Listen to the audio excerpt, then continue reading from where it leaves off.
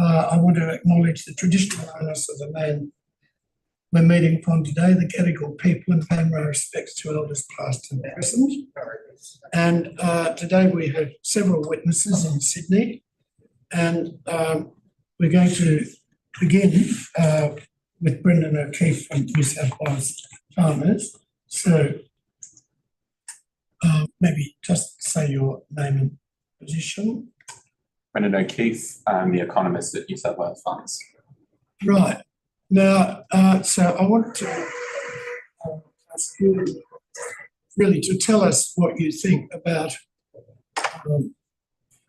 the position of farmers, prices they're getting, the food prices that consumers are paying. Fact is, food prices have gone up a lot in recent times. What's going on? Are farmers getting any of that or the opposite? So I might start off with some contextual points. Yes, please. So if we look at household spending on food, it's the second largest proportion of the household budget. It is at, this is in 2015-16, $236 per week average household spend, and that's only behind housing costs. So it's ahead of things like transport, energy, utilities, recreation. So it's a huge part of the household budget. So any increases in food prices clearly materially impact on the living standards of households, and at least less money left over to spend on other things, like non-discretionary spending. Yeah, so I just missed one thing. What percentage of household did you say it's about? So the figure is $236. Yeah. This is in 2015-16. Yeah. So I shudder to think what it is now. This is from the ABS, and that's about 9 to 10%. Thank you. Good. Sorry, I just missed it for a second. Yep. And so we've seen the federal government have announced a lot of cost of living relief, but this is all on the demand side, providing relief to things like energy and housing. But none of that has been to food, which is the second largest proportion of the household budget. So households are having to face that stress on their own. And we're not advocating for demand side measures because that will simply lead to more money going to the large supermarket retailers. But there are clearly some structural problems which the government needs to look at in terms of our food system, which they're just not looking at and has been neglected. We did have the National Food Plan by the Gillard government over 10 years ago, but it had very little supply side measures and just sat there collecting dust, was never reported on. So we really need to take an actual holistic look at our food system and make sure that value is being spread across the whole supply chain, which it isn't at the moment. And so the other point I'd like to make on farming is that it needs to be profitable, like any industry, to attract investment, to invest in innovation, to attract workers as well, through higher wages, and that farmers are really being squeezed on both sides because they're a very unconcentrated industry, but processes are concentrated, supermarkets are very concentrated, even their suppliers where they're getting fertilizers and their other inputs from are very concentrated. So they get squeezed on both sides.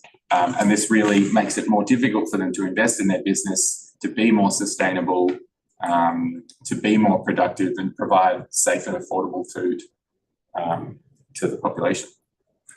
So just to take one single instance, I've just been following a little bit lamb prices and some beef prices, and the farmers seem to be copping fairly big reductions in what they get paid. We're not seeing much action in response to what consumers pay, if anything, the opposite. Yep. Could you comment on that? Is that a widespread thing, or is it just lamb? Yeah, I think it is a widespread thing. Call it asymmetric price transmission. So a really good example is with lettuce. So when these supply shocks happen, agricultural production is very volatile. We see supermarkets increase their prices straight away when there's a supply shortage or a cost increase. but the opposite doesn't happen when there's, say, a large increase in supply or a decrease in farm gate prices, so one of their inputs, they don't pass that on very quickly or in full.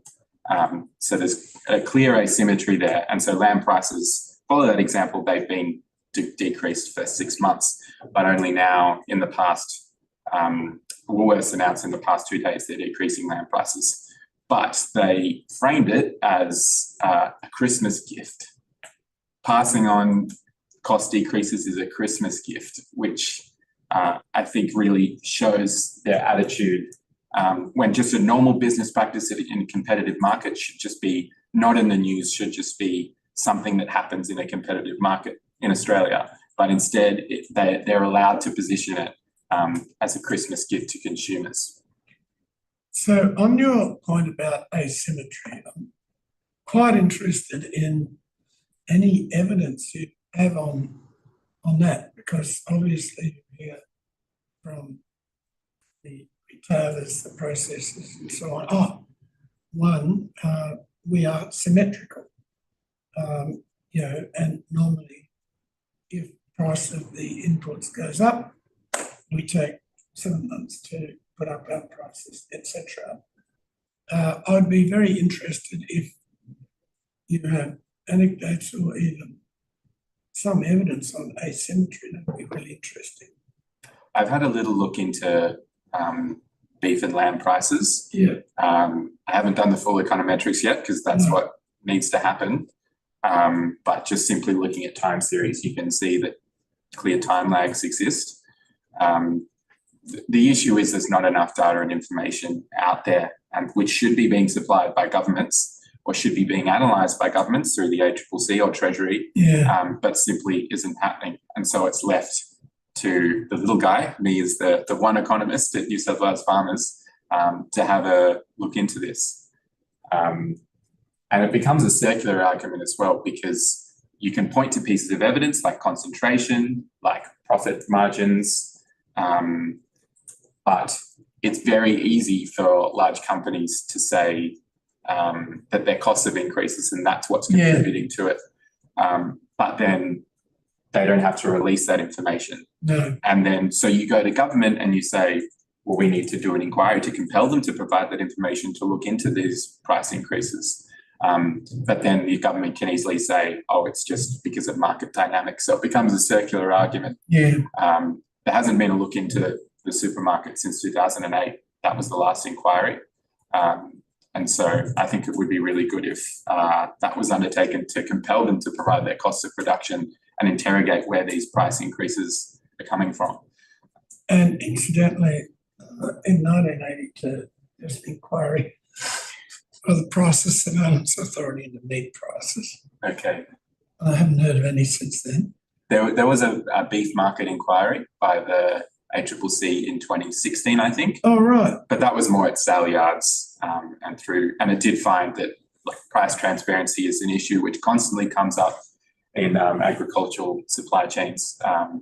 Just you think about all the different negotiations and interactions that processors and supermarkets go to with all of their suppliers, and you think of the farmer who does it once and they've got one or two options to sell to. So they don't know what's going on in the market. They simply have to accept the price they're given, and they have a very weak bargaining position. Yeah.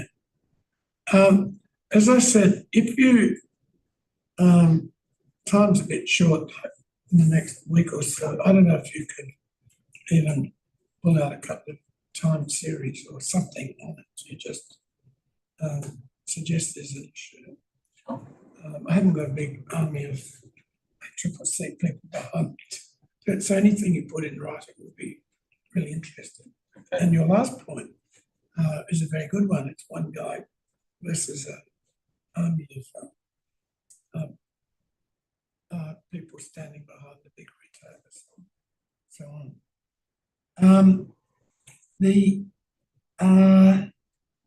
One other thing I just want to ask you a little bit about buyer concentration. Now, I just know globally there's been a sharp increase in concentration. I don't know, geez, I've just forgotten the names of the big players, but there's JB is huge, and then I think it's a Cargill, and there's one other. So there's three dominant players operating. I know in the US and around the world. I don't know if there's something similar in Australia, big concentration of those food companies doing meat, chickens, and a couple of other things. Yeah, there's definitely concentration in the processor markets, and what makes it worse is a lot of agricultural products are perishable, so they become their own geographic markets. Yes. So dairy is a good example where you might only have one processor to send to fruit and vegetables as well. So that does impact farmers and the contracts they're given. And we've had codes of conduct which have improved those relationships at the margins. We've seen milk prices to farmers improve lately. And we've got the dairy code of conduct, which all started from an inquiry back in 2016. But that also showed that it's in the supermarket's interest for the processors to be viable. So they will give processors a fair cost, a fair price. And processors also have opportunities to diversify. They can send to export markets, they can process into different products. So it gives them the ability to at least cope with that concentration, whereas farmers don't have that same ability to, takes a lot to transition your business from a dairy to a different enterprise. It's almost impossible, completely different skills. I think JB has taken over a bit more of the meat industry lately.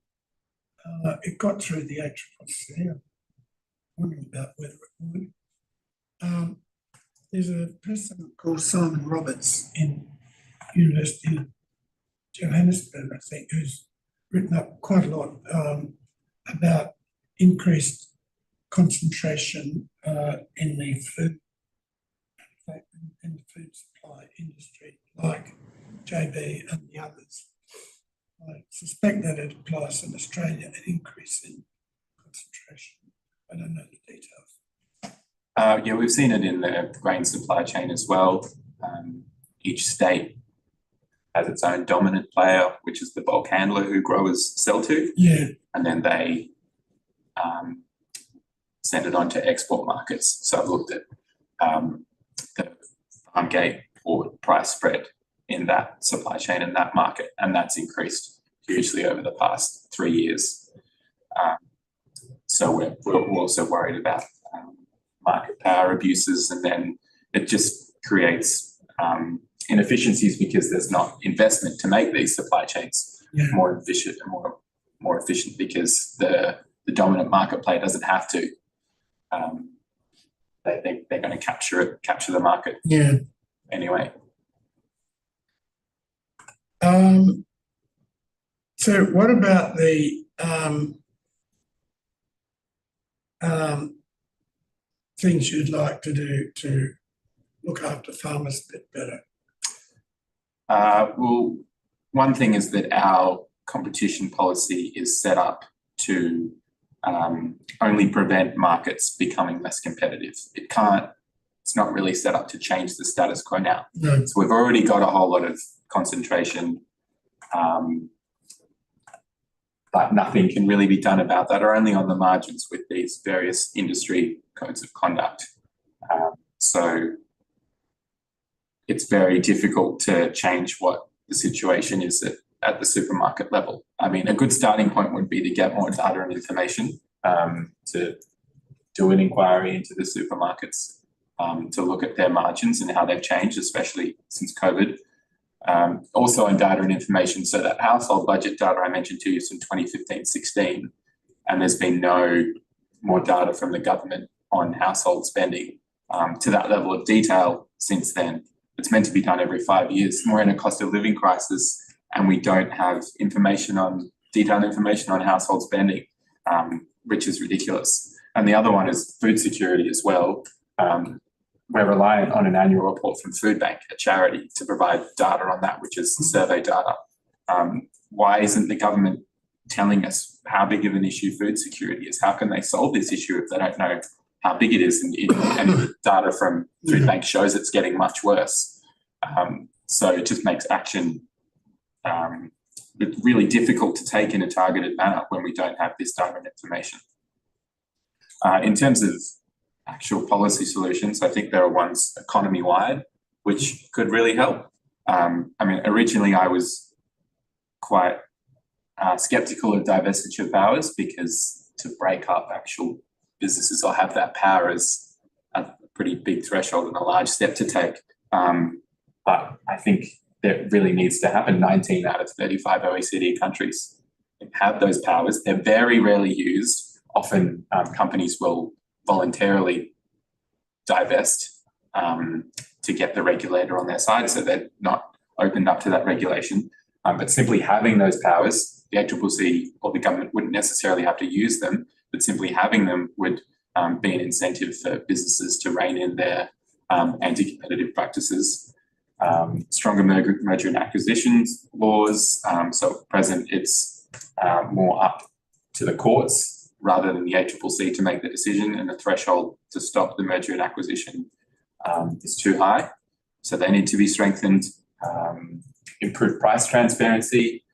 The government, post the perishable agricultural goods inquiry in 2021, did provide some grants to create some pricing tools. And as you said in your press conference just before, there just hasn't been enough look into pricing, and pricing is the way information is transferred in markets. So if farmers don't have that information, how can they make the right decisions for their business? Infrastructure monopoly pricing is another one. We've seen port access charges increase. They increased by 52% in Melbourne by the provider there, which is a crazy increase. I mean, costs definitely wouldn't have increased that much. So we need to further look at those, and higher penalties for anti-competitive behaviour too, which have been done in some cases. So there's the unfair contract terms legislation, and that's now enforceable. I think just this week from the ACCC, and they're pretty considerable penalties. But I think we need to look more into them. And then there's specific ones for agriculture, like strengthening codes of conduct, making the food and grocery code mandatory. So it's a bit of a toothless exercise at the moment. More reporting against the codes of conduct. So say an annual report on the horticulture code of conduct, which says we found that these amount of businesses do not have a standard agreement and are not following the code, would just put buyers of horticulture produce on notice more, and send the signal to the market that the ACCC is looking at these things. So maybe the ACCC needs more funding to do that. I think that needs to be looked into as well. And so with this competition review that's going on by the federal government, I think there needs to be a really detailed look at how we can change the structure of these anti-competitive markets, rather than just doing little things at the margin or preventing any further deterioration of competition. What are we doing to actually change the structure of these markets so that these practices can't just keep going on? I found that all very interesting. By the way, you said 19 divestiture. Where did you get that, an OECD report? Yeah, I just did some research. Yeah, that's good. Yeah, so I know. I think the US has those powers. It's been big in the US and applies in some other countries. All tobacco cigarettes, all tobacco chemicals, and phones, so much others. Yes. Well, I mean, sorry.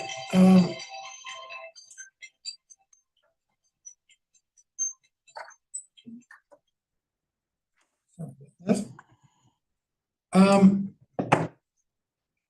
you, so was there anything else you wanted to say? I think there's one really good example of how the market structure in food supply chains impacts both consumers and producers, and that's the dairy industry. So we had deregulation in the 90s and the 2000s, post the Hilmer review. And this happened across a lot of agricultural industries. And these did lead to really large productivity increases. So productivity growth in the dairy industry reached over 2%, which is way higher than what the economy was averaging then. Because farmers were opened up to more market forces, so they had to be more innovative. Robotic dairies came in, animal genetics, all these great things. But then potentially we saw in the 2010s this went too far. So farmers were just too exposed and lead to a lot of exits to the industries. And now we reach the current situation where milk production is at its lowest level since 1991. And this isn't because of growing conditions. I mean, we've had brilliant conditions the last 2 years. It's just because of all the exits from industry, because they weren't getting paid prices to cover their cost of production. So then this harms consumers because we have this lower supply. And so prices for dairy, I think in one quarter, they were up to 15% increases from the previous corresponding quarter the previous year, so over a 12-month period. But that's double what inflation was. So that's putting incredible strain on households when milk is a great, nutritious kind of staple food. So if you do have too much anti-competitive behaviour or let the supermarkets and processors just go hell for leather, then you get a situation where, okay, maybe consumers benefit for a short while with the dollar per milk, but in the long term, you're really decimating an industry and then creating lower supply in the future.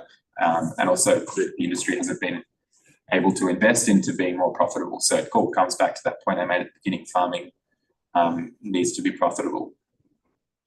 Okay, well, thank you. So I've just got one concluding remark. We haven't got a transcript, but I found all the points you made extremely interesting and usable. And I don't know whether you can make a few notes and send them to us, or, on a off-the-record basis or something. You may want to talk to Joseph. He's going to cover some of this in the draft book. I found it all very interesting and useful. So thank you. All right, so we'll now take a moment's break, and then the next is at unions. Professor Mann. Yeah, it's Professor Mann. Oh, you're next.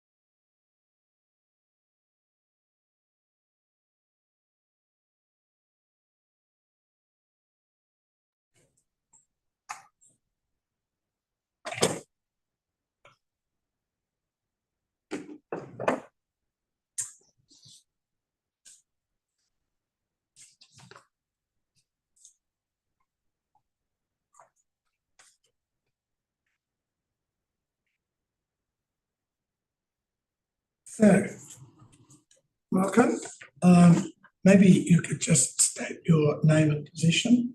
Sure. My name is Elisabetta Magnani. You can call me Lisa, and I'm professor of economics at Macquarie University. Thank you. So maybe just tell me a little bit about your academic background, partly because I'm interested. Sure. Yeah. Well, I've been an academic for a long time, about 3 decades. I have been, I'm coming from Italy originally, where I was trained as an undergraduate student, after which I left to pursue my doctorate degrees. Where at? One at University of Bologna. Oh, yeah, so yeah. I finished my Italian doctorate, but my international one is from Yale University, which I completed in 1996, the year in which I moved to Australia. First to work at the University of New South Wales until about 2015, and then from 2015 at Macquarie University. And what's been your general areas of academic interest? Maybe what was your PhD about? Well, my PhD, Yale. yes, at Yale, was about labor economics. So labor studies in general is my main body of work. I usually work on labor demand, so what firms do to employ people, how they employ people, how much they pay, what employment arrangement they use. Most recently, I have conducted research funded by the Australian Research Council through the Discovery Project scheme on the interface between finance and labor. So two big keywords in a contemporary world, particularly looking at firms' financial conditions and how these firm-specific financial conditions impact on ability and willingness by firms and employers to pay and to employ people, so labor inputs. Oh, that's very interesting. Could you say a little bit more about that? Oh, yes, I would love that. I'm an academic after all. Yes, so I can tell you a little bit more about a piece of work I've conducted with Sasan Bakhtiari.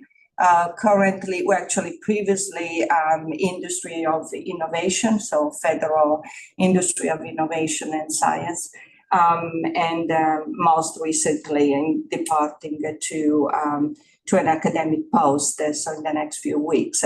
So this study takes blade data, so you're probably aware of this complex data environment that the Australian Bureau of Statistics has put together using taxation data, administrative data, as well as firm-specific surveys that follow firms through time. So it is a panel, and we know that when we have a panel, we have powerful econometric tools to address all sorts of issues that can confound findings. So these are very strong and robust findings about, for example, the role of liquidity.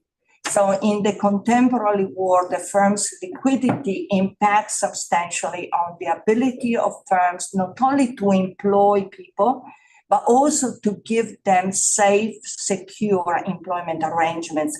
So long-term, what we call long-term permanent employment positions. So in other words, when liquidity goes down, firms tend to employ more casual labor. And we know that, let's not be too attached to words. Casual labor is very well regulated in Australia. Okay, it is well paid, usually it has a lot of rights, but it's still casual. And that means that at termination of the contract, the person has no job security. Okay, this precarity, this precarious aspect of employment is important, even more so in Europe, even more so in the United States, where the institutional landscape is extremely different and the economic opportunities are much more limited.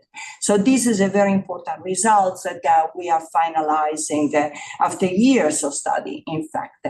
Other studies involve the study of financial constraints, so particularly for small and medium enterprises, and the role that financial constraints, access to external finance plays for the ability of firms to create employment. These financial constraints are important, are relevant statistically and economically, which pose a question about the ability of the financial system to support the real economy, to support employment, to support the best jobs we can create for Australian people.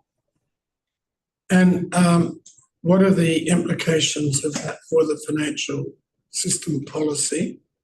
Yes, these are really important issues because we are facing what social scientists call a process of financialization. You probably heard and read quite a lot about it.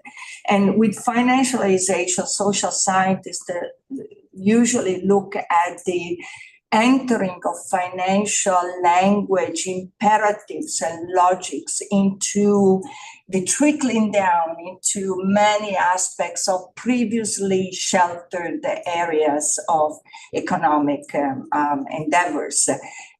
And one of them is indeed the interface between finance and labor.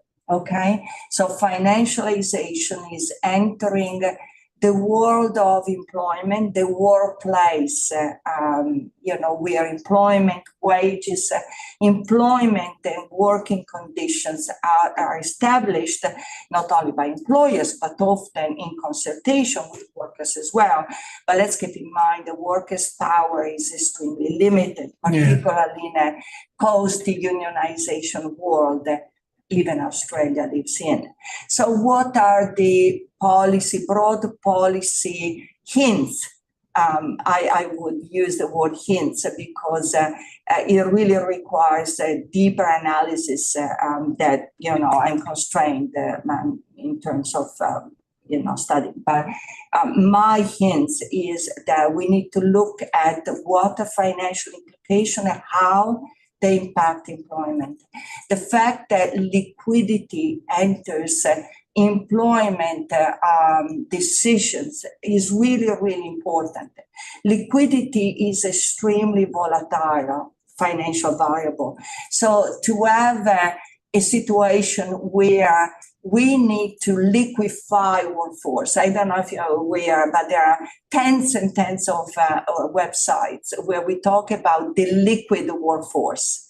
And to ask workers to become liquid bodies, flesh and blood bodies to become liquid, it seems almost an oxymoron, a contradiction, but it does tell you a little about the imposition of the economy on society.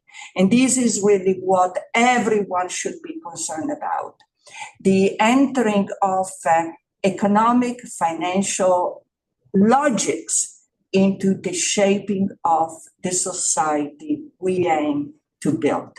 And these concerns are really driving my submission as well.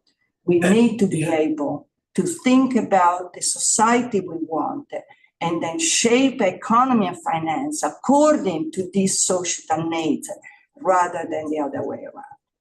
And could you, I understand what you're saying, could you point in a slightly more specific way to areas of the economy where this liquidification of liquidity effect is having an impact on what sorts of labour markets? All of them, or where's it coming through in treating the worker as a liquid asset? Yes. So look, in my submission, one of the key aspects I dwell upon is market power. Okay. Market power is traditionally measured by one or two or three measures, but these measures are all consistent, really, as my co-author, Bakhtiari, in 2021 has shown, using the same lay data. So it's data-intensive work that has been conducted to support these claims. And concentration in market concentration, so employers' market power, companies' power in Australia has been rising since 2005 at least. It's been consistently rising and going up. Where is the most So evident? I'll just hold you for a second. I didn't listen close enough. How can you show it gone up? Well, we measure concentration ratios. Yeah. We measure the Ilderfern-Hirschman index, and then we apply specifically to each industry. These are broad industries, so about 10, 15 industrial sectors in Australia.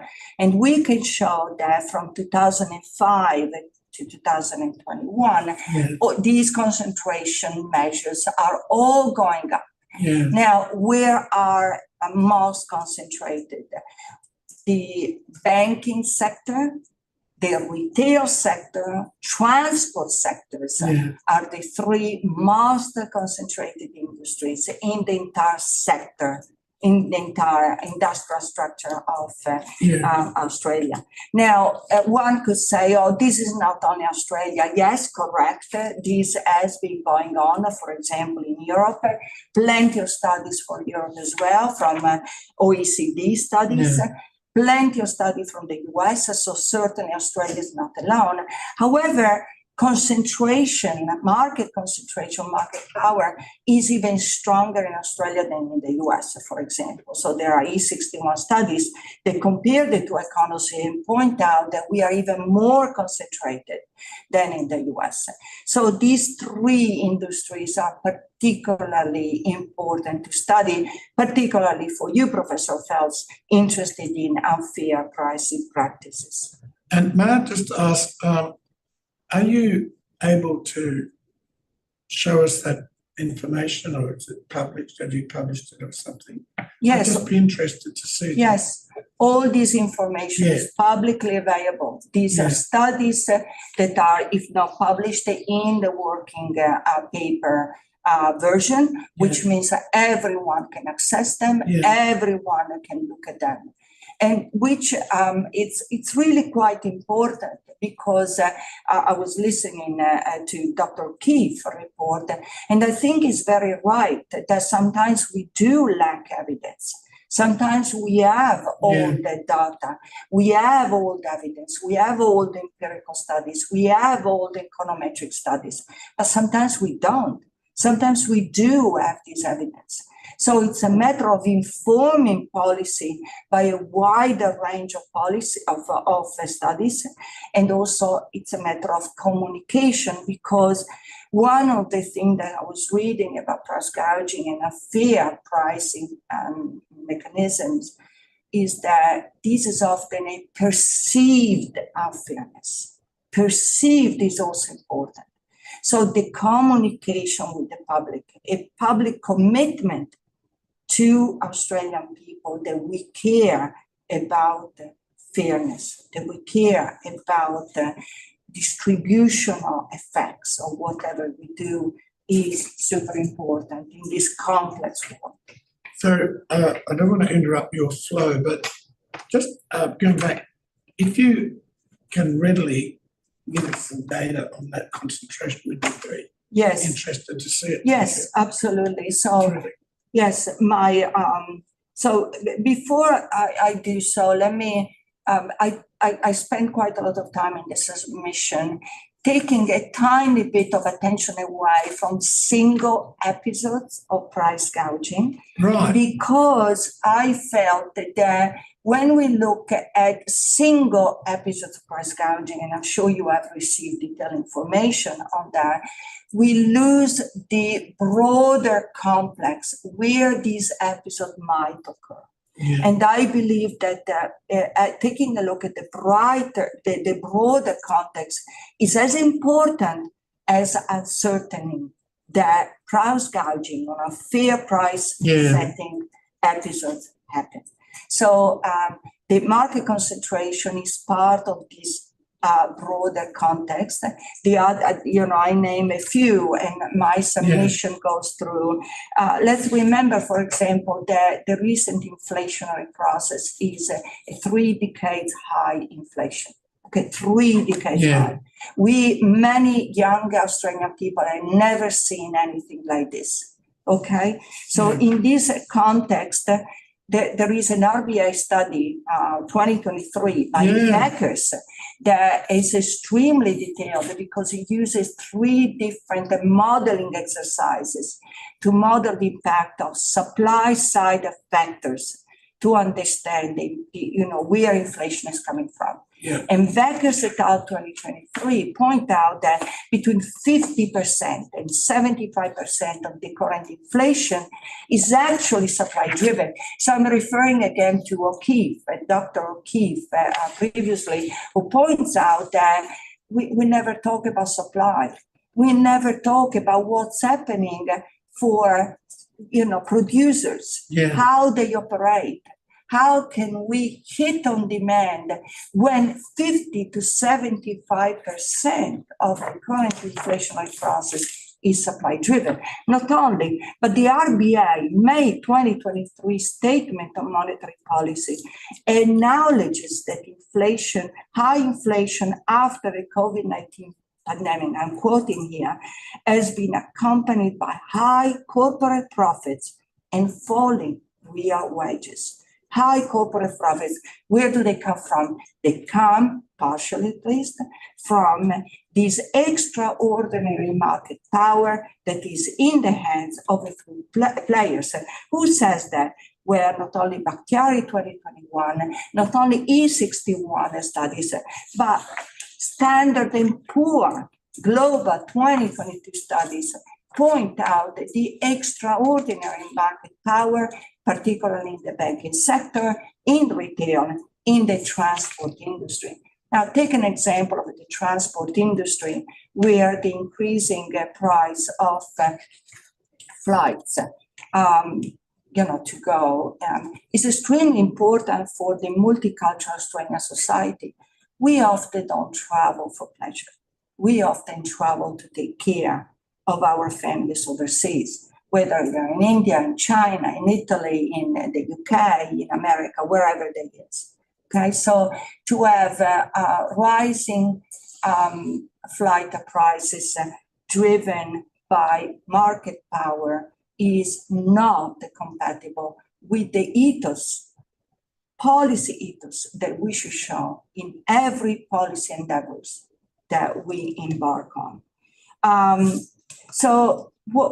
When we talk about market concentration, we also talk about the ability of employers to act as monopsonist. Monopsony power means a single buyer. And single buyer in the context of labor market is the ability of buying labor services, so giving jobs to people. And in that context, the wage growth or lack of wage growth and income distributional issues in Australia have emerged.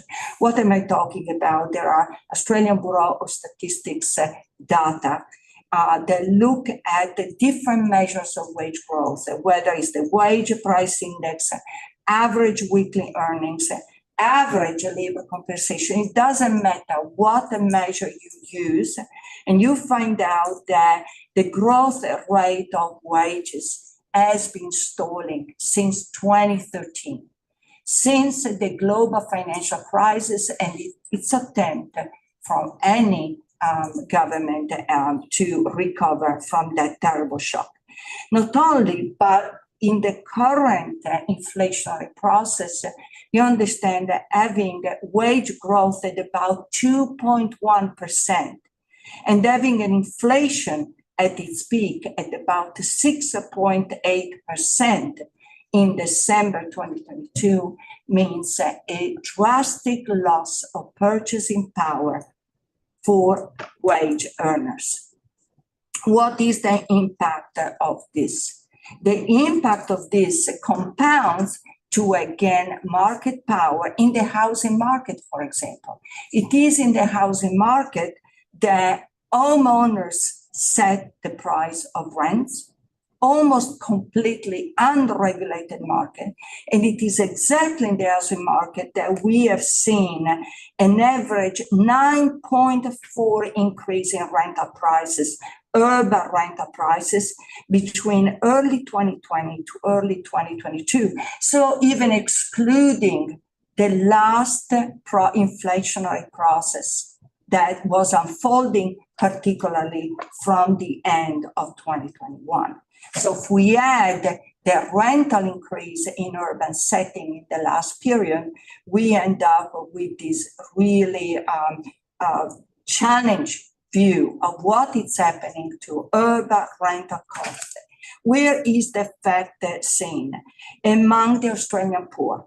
The Australian poor have seen the share of income that goes to cover housing costs increasing from 40.5%, already very high in 2019, to 45.7% in 2022. Here I'm using data from ACOS, the Australian Council of Social Services.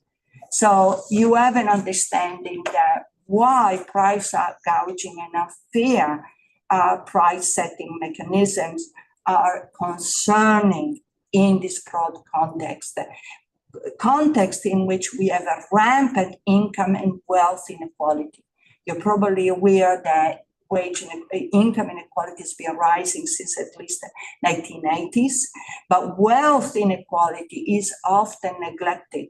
Wealth inequality in Australia is a Gini coefficient of 0.65%.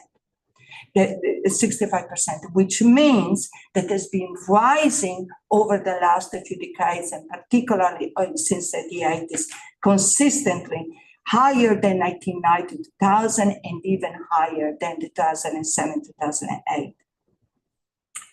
So it is this context where the price setting mechanisms are really mostly concerning.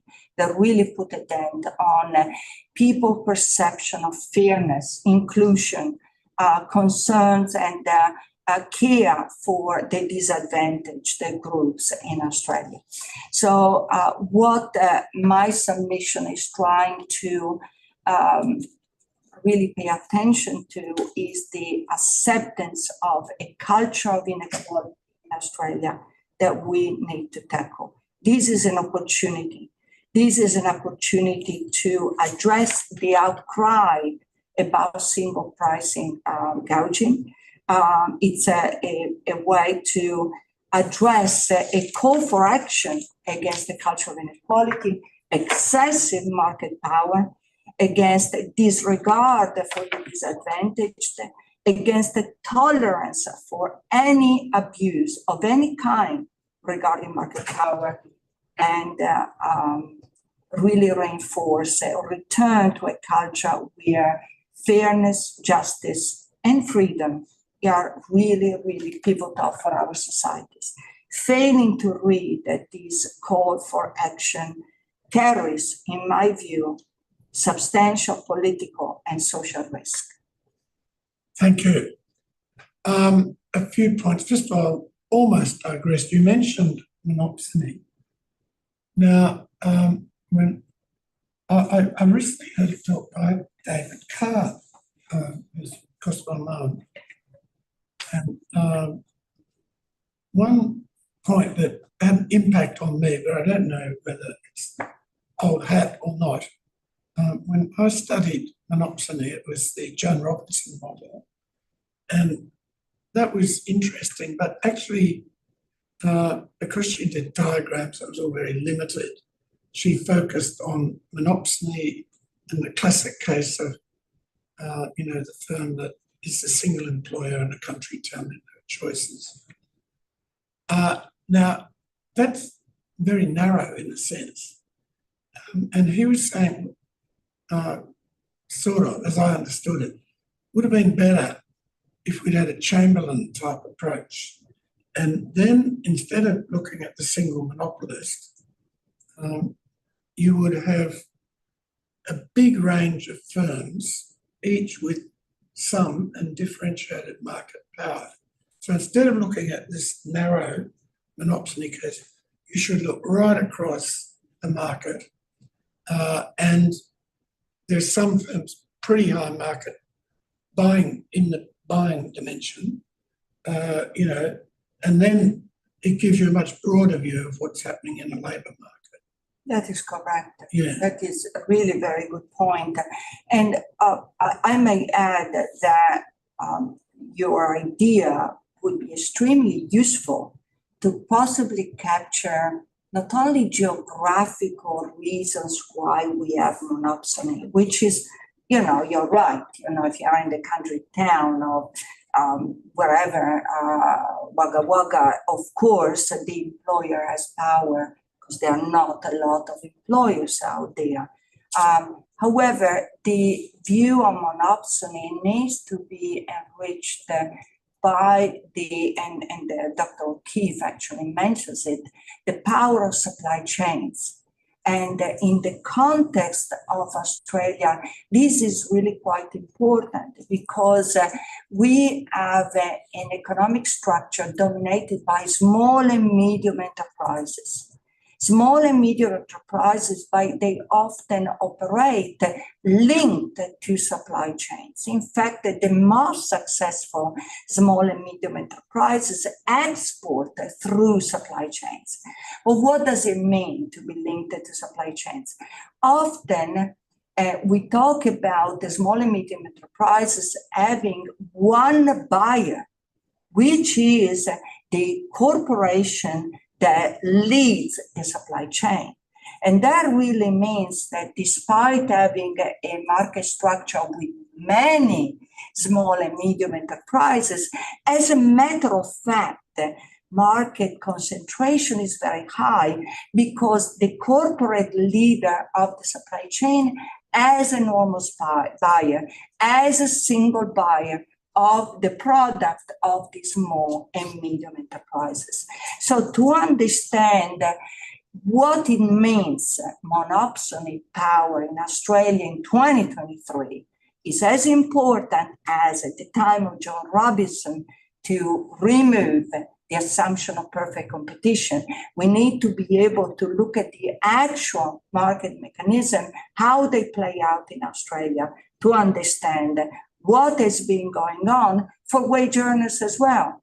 How does it work if a younger person who is facing a 7% inflation and is at the minimum wage, and he or she goes to the employer to ask for a price rise? We can't always blame small and medium enterprises for their inability to pay higher wages. We need to be able to take a look at the supply chain relationships. Where is market power playing a key role in making sure that employers can play a role in ameliorating the working condition of Australian people? Now, I'll ask you another question. And you see, I learned my labour economics many decades ago. There is an alternative view that has been expressed at times in the past. The firms with more market power in the product market tend to pay better than those in competitive markets. That is, they have a bit of a share of their monopoly profits finds its way, particularly where there is a union workforce. What's your view on that? That rather than exploiting workers often, especially unions, are a bit better off when the firm has got product market power. It's a very good point. Look, I'm referring to slightly dated evidence. In fact, I use them, these slides, when I'm teaching at Macquarie University. But there is a mixed evidence about corporations passing or sharing their extra profits with workers. In general, I would say that is correct. In average, corporations pay relatively higher prices, but it's also matter for whom. Okay, so we are talking about corporations who often have multinational enterprises, so operation in many different countries. And of course, this is beyond this discussion, but it matters because the unskilled fractions of work that needs to be done to put together the profit that they generate, these profits, this product that generates these profits, often is performed in many international settings as well. So there is evidence, you're right, there is evidence that particularly the skilled, particularly managerial labor is paid better in larger corporations where there is a dominance of distribution, profit distribution and participation, not in terms of fringe benefits or these kind of things, but as a matter of fact, in the wage setting mechanisms. Then we get to the fringe benefits that has been a little bit in the media as well. So when we talk about managerial work, of course, profits is impacting on fringe benefits and the CEO pay or premium and these kind of things. Again, this is a major driving in income inequality, as the late Atkinson 2015 has pointed out for OECD countries, including Australia. So we get into controversial areas, because it's to many people, it's unclear how these very large premium benefit distributed particularly to the managerial groups, even in large corporations that have higher profits, really benefit Australian society. Certainly, they are a major driving of income distribution and income inequality. Okay,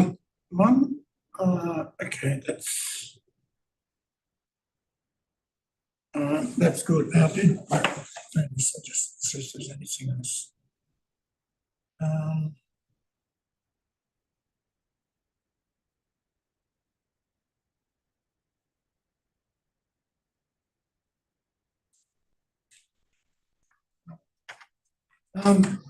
Is there anything else?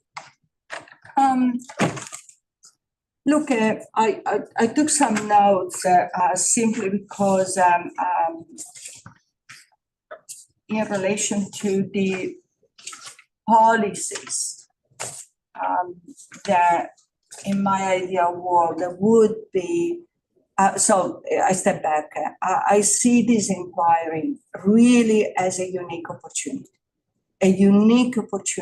to touch base not only with single episodes that need to be certain, they need to be identified, possibly tackled, but also the broader context in which these episodes might occur, because episodes of this kind may repeat themselves. So there are a number of policy suggestions that your work may be able to raise awareness of. And I'm really confident that this is a very positive outcome.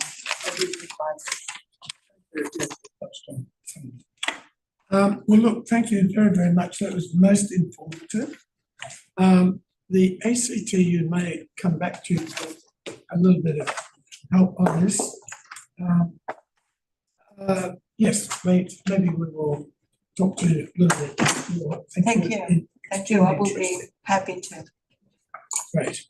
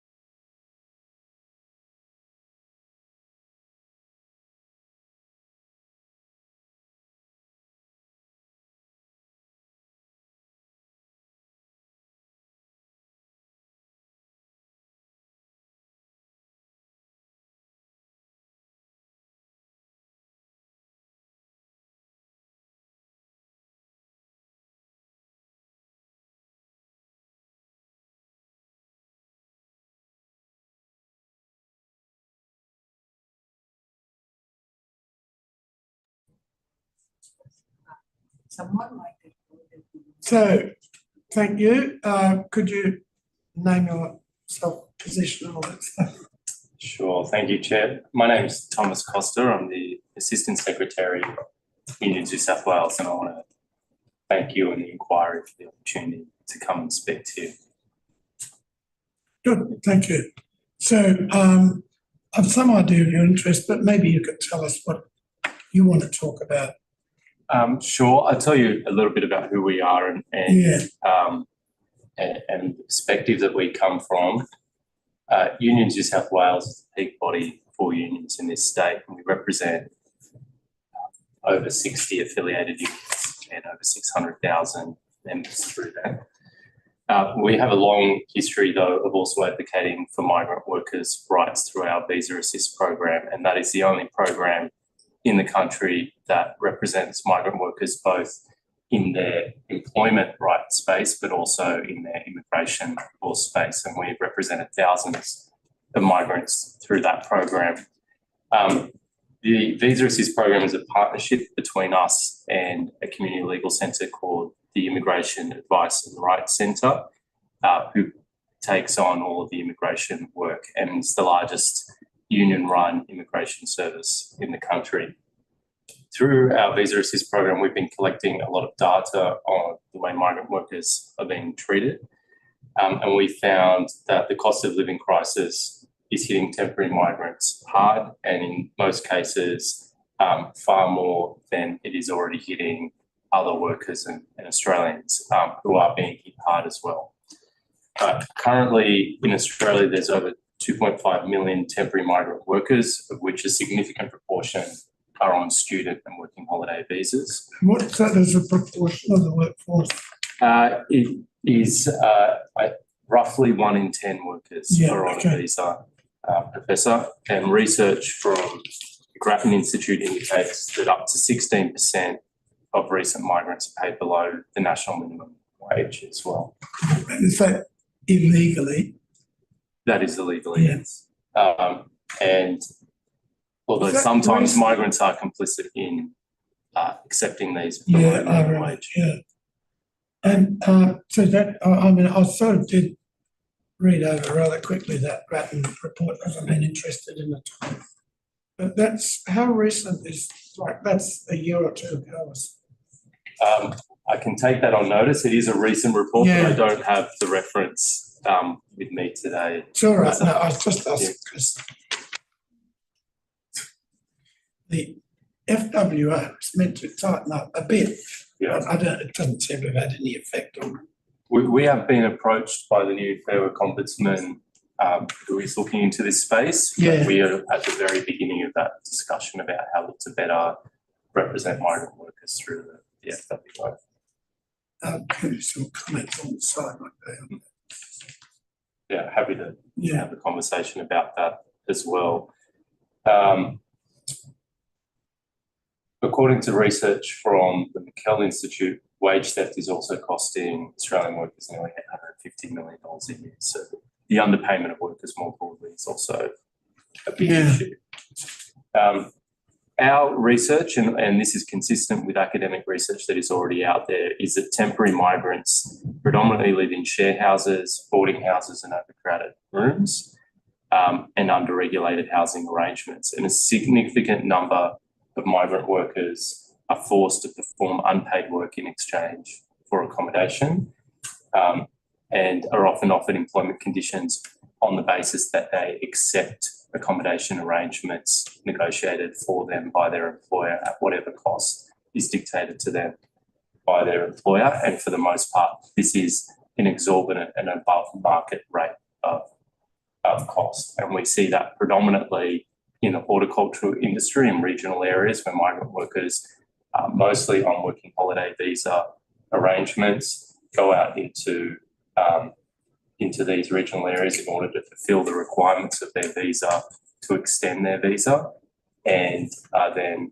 forced into situations where they have to accept accommodation at prices well above market rates in order to remain in those communities and to work in those communities to meet the requirements of their visa. In a survey we conducted in the horticulture industry, 27.9% reported being forced to take accommodation provided by their employers, 23.4% reported being forced to pay for overcrowded accommodation, and 6% reported working for only accommodation and food. And that was a survey of over 1,000 migrant workers. When was that roughly? That was the beginning of last year. Sure. Similar academic research indicates that international students are often unable to secure adequate housing and are subjected to illegal rent increases, landlord scams, and unfair evictions motivated by landlord intentions to bring in new, higher paying tenants. Migrant workers are also exposed to sexual harassment, and we've seen in media reports and anecdotally from migrants we've talked to, international students being asked for sexual favours in exchange for accommodation. Migrant workers are often subjected to abuse from employers and landlords who take advantage of their poor support networks and minimal awareness of their rights. And in the case of international students, we do see, because they do not have the option to live with parents or family like local students can, they are more vulnerable to being scammed into or being exploited in terms of seeking accommodation because they are in more need of it than other students. To give you a case study, a migrant worker that we've been working with, Clarissa, 27-year-old finance student. She arrived in Australia in January, only to find that the rental prices were a lot higher than what she had been told before she came to Australia, and was forced to rely on short stay accommodation. Now, one of the short stays, she didn't have a bedroom and was actually forced to pitch a tent in the middle of the living room so that she could have some kind of privacy in that house from her housemates, who often came home late. The cost of accommodation, the cost of staying in a tent in the living room of this house was $300 a week. The tenancy situation currently faced by international students is the worst we've seen. According to ABS data, rent paid by new tenants increased by 14% over the year to February 2023. Lack of safe and adequate accommodation profoundly impacts on migrant workers' physical and mental well-being, creating new issues or exacerbating existing problems, with many international students reporting to us mental health issues alongside an inability to pay for mental health care. Just holding you there for a second, can you say a little bit more on the mental health? Yeah, so we are in the process of doing some updated research. We release a report every year, which is a survey of over 1,000 migrants and their situation in Australia. The research that we are doing, that we're hoping to release towards the end of this year, we are getting overwhelmingly high rates of migrants reporting to us that they are feeling incredibly stressed, that they are experiencing depression, that they're anxiety about their situation. Many are feeling uncertain about their ability to remain in the country. For international students, this is exacerbated by the fact that they have already paid often very high prices for their education. And so leaving Australia would mean they would have to abandon that education, and that is causing them great distress. For other migrant workers who have in the past sent money home, are now in a situation where they are asking families at home to send money to them so they can remain in the country, which is again placing them in a very distressing situation. By the way, of course, I've heard of this before. Yeah. I heard it in 2015 with 7-Eleven, and then I did that migrant worker task force, which was getting on to 5 years ago. Things haven't changed. And I think you're telling me things haven't. Things have not improved. No. We've done research every year since that migrant worker task force. We saw during COVID things got particularly bad, and there's been an improvement since then, but it has not improved from pre-COVID levels at all. Situations. Could you just talk about how things, we know where they were pre-COVID. I'm pretty interested to hear back to normal, sort of. Could you just talk me through COVID and what happened during COVID and after it, and also the forward prospect now that apparently. So during COVID, it was a tough time for many workers because of business closures and so forth. It was extremely tough for migrant workers who were working on visas because they did not receive the same supports that other workers received. They were not eligible for JobKeeper, for example, which left a lot of migrant workers in a very desperate situation and with little choices. Some chose to go back home.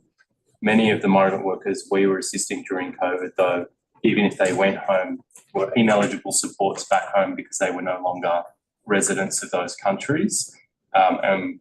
One worker that we were supporting that I remember, a Danish woman, married to an Australian man, on a visa, pregnant, was not receiving JobKeeper, had lost her job in retail, was not receiving JobKeeper because she was on a visa, was not eligible even if she could go back to Denmark for the support over there because she was not a resident there, and was in a situation where she and her husband were unable to pay rent because of the loss of her income as part of the family income.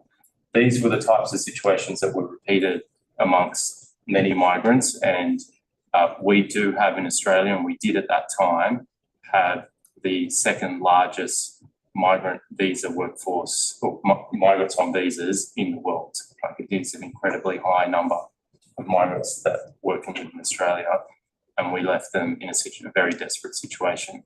Since then, since COVID the extremes of COVID have fallen away, many of the migrants are starting to return, particularly international students. We've seen that, and we've started to see the impact of the cost of living increases on that new cohort of migrants. So many people are coming back to study, to work, to travel, but are coming back into an environment which is far more expensive than it was pre-COVID. The major issue that places migrants in a very vulnerable situation in Australia is the visa, the interaction between their visa and their employment rights, and the fact that often our visas place migrants in a very dependent situation on their employer, as you will know from your previous inquiries that you've worked on in your previous research. If you're an international student, for example, you can only work legally now 24 hours a week. It is very hard, particularly in cities like Sydney and Melbourne, to afford your living costs of just 24 hours work a week, particularly if you're working in new forms of work like the gig economy where you're getting paid less than minimum wage. The ability to pay rent and food and other things on 24 hours a week working for a delivery food writing platform would be very difficult. And so we see most migrant workers on student visas working beyond that 24 hours.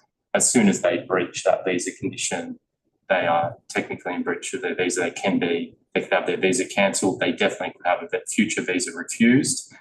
Their employer is aware of that. Their employer will then tell them, if you complain about any conditions, we will report you for this. That places them in a very dependent situation. They're less likely to complain. Working holiday visas, as I said, they if they wish to extend their visa by a year, they have to work for 88 days in a regional area and horticultural industry. Again, that places them in a dependent situation. An example of this is a migrant that I was talking to only a week ago who's working on a farm in Coffs Harbour. She went up there to do 88 days work to extend her visa. After being there for a week, the farmer said, well, I don't have any work for you for the next 2 weeks. You'll just have to wait. That's now extended her 88 days by another 2 weeks, and this becomes a pattern where many of these workers end up staying in these towns for a lot longer than they initially planned for at their own cost. They're not getting the accommodation or food for free while they are there. So they become essentially a waiting workforce that is dependent on these employers to give them work when they're able to. Some improvements around that, while we're talking about it, is there has been the Fair Work Commission decision introducing a minimum wage in horticulture, whereas previously these rates could go below minimum wage. We have seen in our research wages have improved, but still 40% of migrant workers in horticulture receiving below minimum wage. Prior to COVID, that was around 88%. So there's some improvement, but it's still a major problem. Coming back to cost of living, should I continue and just finish off this, Professor? But I'm happy to take questions as we go as well. We've seen that the government has recognised an increase in the cost of living for international students, and the Department of Home Affairs information page, so their public page on their website, has also been updated and now advises international students that they need to budget. Previously, they used to say budget $21,000 a year. They now say to budget $24,505 a year. However, there is increasing distress since the 1st of July 2023 in that, as I've said, they've reintroduced the working cap on international students where they had removed it during COVID. And that intensifies the difficulty for international students to earn money in Australia. We see this also as a matter of fairness. Temporary migrant workers inject billions of dollars to the Australian economy. International students are the biggest cohort of temporary migrants after New Zealanders, who contribute $29 billion to the economy in 2022. And while the government is focused on the increase of cost of living and is implementing measures to reduce pressures faced by Australian citizens, we shouldn't overlook the more than 2.5 million visa workers who are on the front line of the cost of living crisis and who are routinely being subjected to workplace exploitation, as I explained previously. We also think universities should take a greater responsibility in supplying international students with housing, and additionally, education providers should provide emergency support services to ensure international students have a safe place to stay if they need to leave their accommodation. Further, we think travel subsidies should be available to international students and other temporary workers. New South Wales, our state, is the only state that denies student travel concessions to international students, forcing international students to pay full fares when they travel. We also recommend the creation of a migrant workers centre in every state to provide advice on workplace rights and immigration rights, including information about illegal employment arrangements tied to accommodation. And lastly, the federal government should consider a more flexible approach to working hour restrictions for student visas to allow migrant workers to establish periods in which they are able to work full time. Well, thank you. I had it all for 4. Yeah, unfortunately, 2015, 2018, and nothing's changed practically. There are areas where we see improvement. Like I said, in horticulture, there's been a slight improvement with the introduction of a minimum wage. Yeah. However, there are other areas where things are getting worse. Yeah. And actually, I've been on a couple of minimum wage episodes elsewhere, and changes in them have some effect, but they only have a big positive effect if the labour market conditions behind them are positive. So I actually did it for taxis once, and I thought, well, you easily find ways around it. So happened. Yeah. Just at that time, there was a tightening up of the labour market, and they delivered on the increase in wage, but only because the background conditions were right. In terms of this report, I'm mainly looking at price gouging, but I will mention this and the fact they still haven't implemented many changes, and that even that law hasn't gone through yet. That's right. And then there were enough. The federal government has committed to implement all of the recommendations of the Migrant Worker Task Force, but many of them have not come through yet. But it is also a combination of the exploitative arrangements that these migrant workers are facing, but then they are being price gouged as well as part of how. So I'm very interested. For the purposes of the report, I will mention a general thing, but we've noted what you've said about price gouging. We may follow up, or the ACTU may just talk to you about giving us something actually maybe in writing or based off those notes that would feed in, particularly on the price exploitation bit. Yeah, we're happy to send some things through as well. And in another hand, I might be interested to talk to you about saying a bit more, because I get regularly asked by the media, what about it? And I wouldn't mind possibly doing an article or something which said, hey, what's going on? Yeah, happy to discuss with you. With the FWO, I'd also just say my overwhelming impression was, well, there are two things. Firstly, it was extremely legalistic, possibly unnecessarily so on the part of the FWO. They didn't quite a culture of getting results.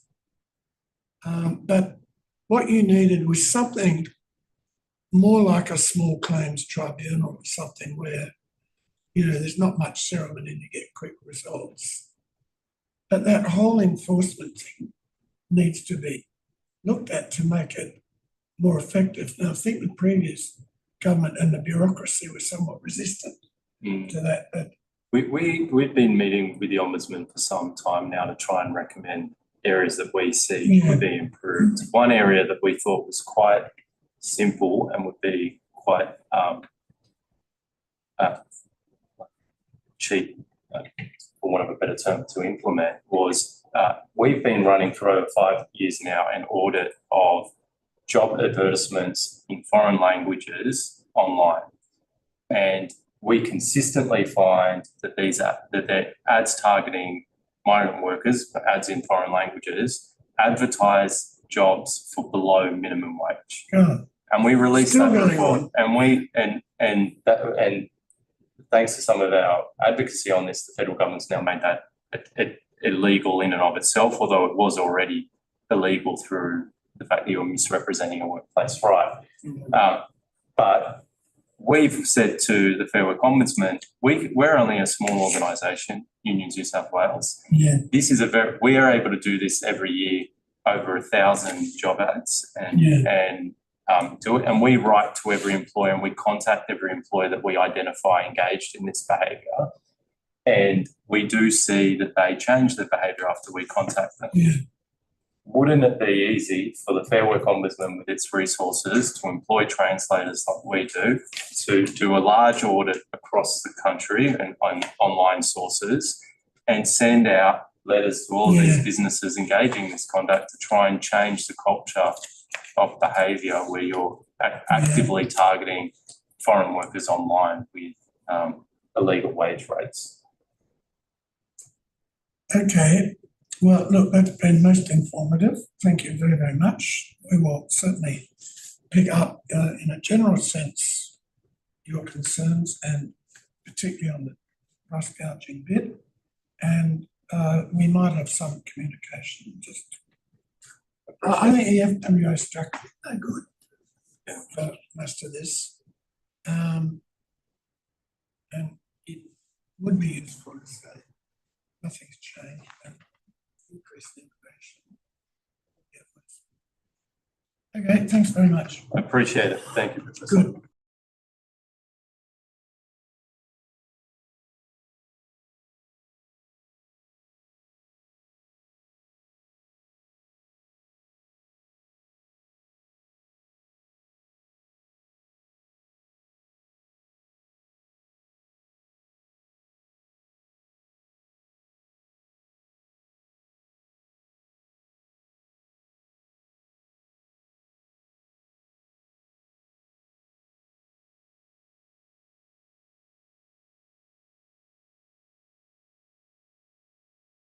Thank you very much for coming. Maybe you can just state your name. Right, well, thanks for the invitation. I'm Evan Jones, late of Department of Political Economy, University of Sydney. I don't have much to offer for quick fixes because the problems are deeply entrenched, not readily changeable. I have worked on corporate power and market power and its abuse in the past, specifically regarding the grocery retail duopoly and the liquor duopoly. But my concentration in the last 20 plus years has been on the banking sector, which I got into by accident in dealing with victims of bank malpractice. And this is a sector that is under the radar in spite of myriad useless inquiries, and I'll offer some specific input onto that. Forgive me if I seem like I'm lecturing on things that with which you are thoroughly familiar. No, I found this very interesting, even the old things in there. But anyway, carry on. Right. Well, look, let's start at the most basic, where we're in a capitalist system and price gouging is intrinsic to the system. The notion that competition would mediate private interest into public benefit has always been a myth. It became more mythical with the rise of the joint stock corporation in the late 19th century and the acquisition of corporate personhood. And from that moment, corporations acquired a certain degree of impunity before the law and before politics because of their lobbying power. I think also, especially from American experience and scholarship, one confronts that the corporation starts to develop price as a strategic variable rather than as a passive response to supply and demand. And it's especially represented by DuPont when they're trying to save a failing General Motors after the First World War. They develop and implement the concept of administered pricing, in which a desired profit mass is their strategy and price is the vehicle. And any demand variability is met by output changes. I must say, and I'll finish off with this later on, that the economics profession, which is central to understanding the economy and input into the bureaucracy and policy making, is deeply responsible for our ignorance on these most fundamental issues. And thankfully I escaped at Sydney University into political economy, where I was allowed to learn something of importance. Little dig there. Okay, on to the, while we're on it as to ignorance, I must say during this week, the Reserve Bank put up interest cash rate again by 0.25% and issued a statement on the 8th of November. It's only brief, but I must say it is the most appalling piece of rubbish I've read in a long time. It's consistent with Philip Lay's statements, but it's brief and it highlights that the Reserve Bank head, the board and its hundreds of staff are really behind the eight ball. They don't, it's like a fairy story. They don't understand the transmission mechanism. And even letters to the paper from the average person in the street understands with common sense and lateral thinking that the RBA, the central banks themselves, are responsible for inflation and inflationary pressure, not least in house prices and rents, and they are their instrument, their one instrument, the cash rate, is not a macroeconomic instrument, but it's highly discriminatory. So if you want to deal head on with inflation, you have to deal with the power of this independent central banking network, and good luck with that because they're highly protected, not least by the financial media. Okay, on to more specifics. Could you just say a word more about the transmission mechanism point you made? Well, God, we need another inquiry into that.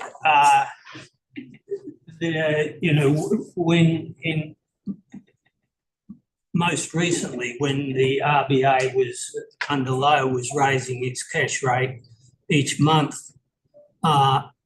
and refusing willfully to acknowledge the work of Jim Stanford et al. At the Australia Institute and Isabel Weber in the US, a pathological incapacity to acknowledge the role of prices and profit seeking in the inflation rate that they're observing.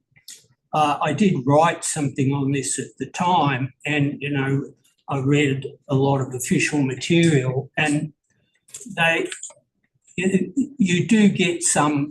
There's a lot of intelligent people in the Reserve Bank, and technically they're all sophisticated, but they all suffer from what I would call a macroeconomic fetishism, and it's a black box for them, and they seem attached to supply and demand, and they can't get past NIRU, the non-accelerating inflation rate of unemployment, that effectively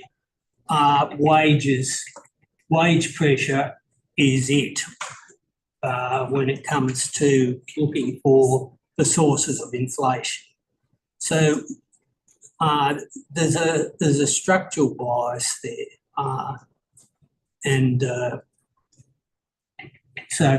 but that's another. Though that's part of the issue of inflation generation, but it's not central, I think, to here. Yeah. Yep. So go on. So just more pedestrianly, onto how to deal with pricing and profit gouging and pricing pressure. There is this general claim out there that competition is the universal elixir. Well, certainly numbers do count in some respects. They're not the universal solution. They count in the retail grocery sector, for example, and the acquisition of market power was got by long-term failures in the takeovers and mergers sector, but and also in the banking sector. And the current attempt by ANZ Suncorp needs to be resisted at all costs. The ACCC's rightly resisted that, but it's now before the Australian Competition Tribunal, which apparently has always existed since the 60s, but I find it dangerous, and it's basically for me an elitist and thuggish means of overriding intelligent input from the ACCC. Anyway, it's not just about numbers. Numbers can be important, but not just about numbers. It's about corporate culture.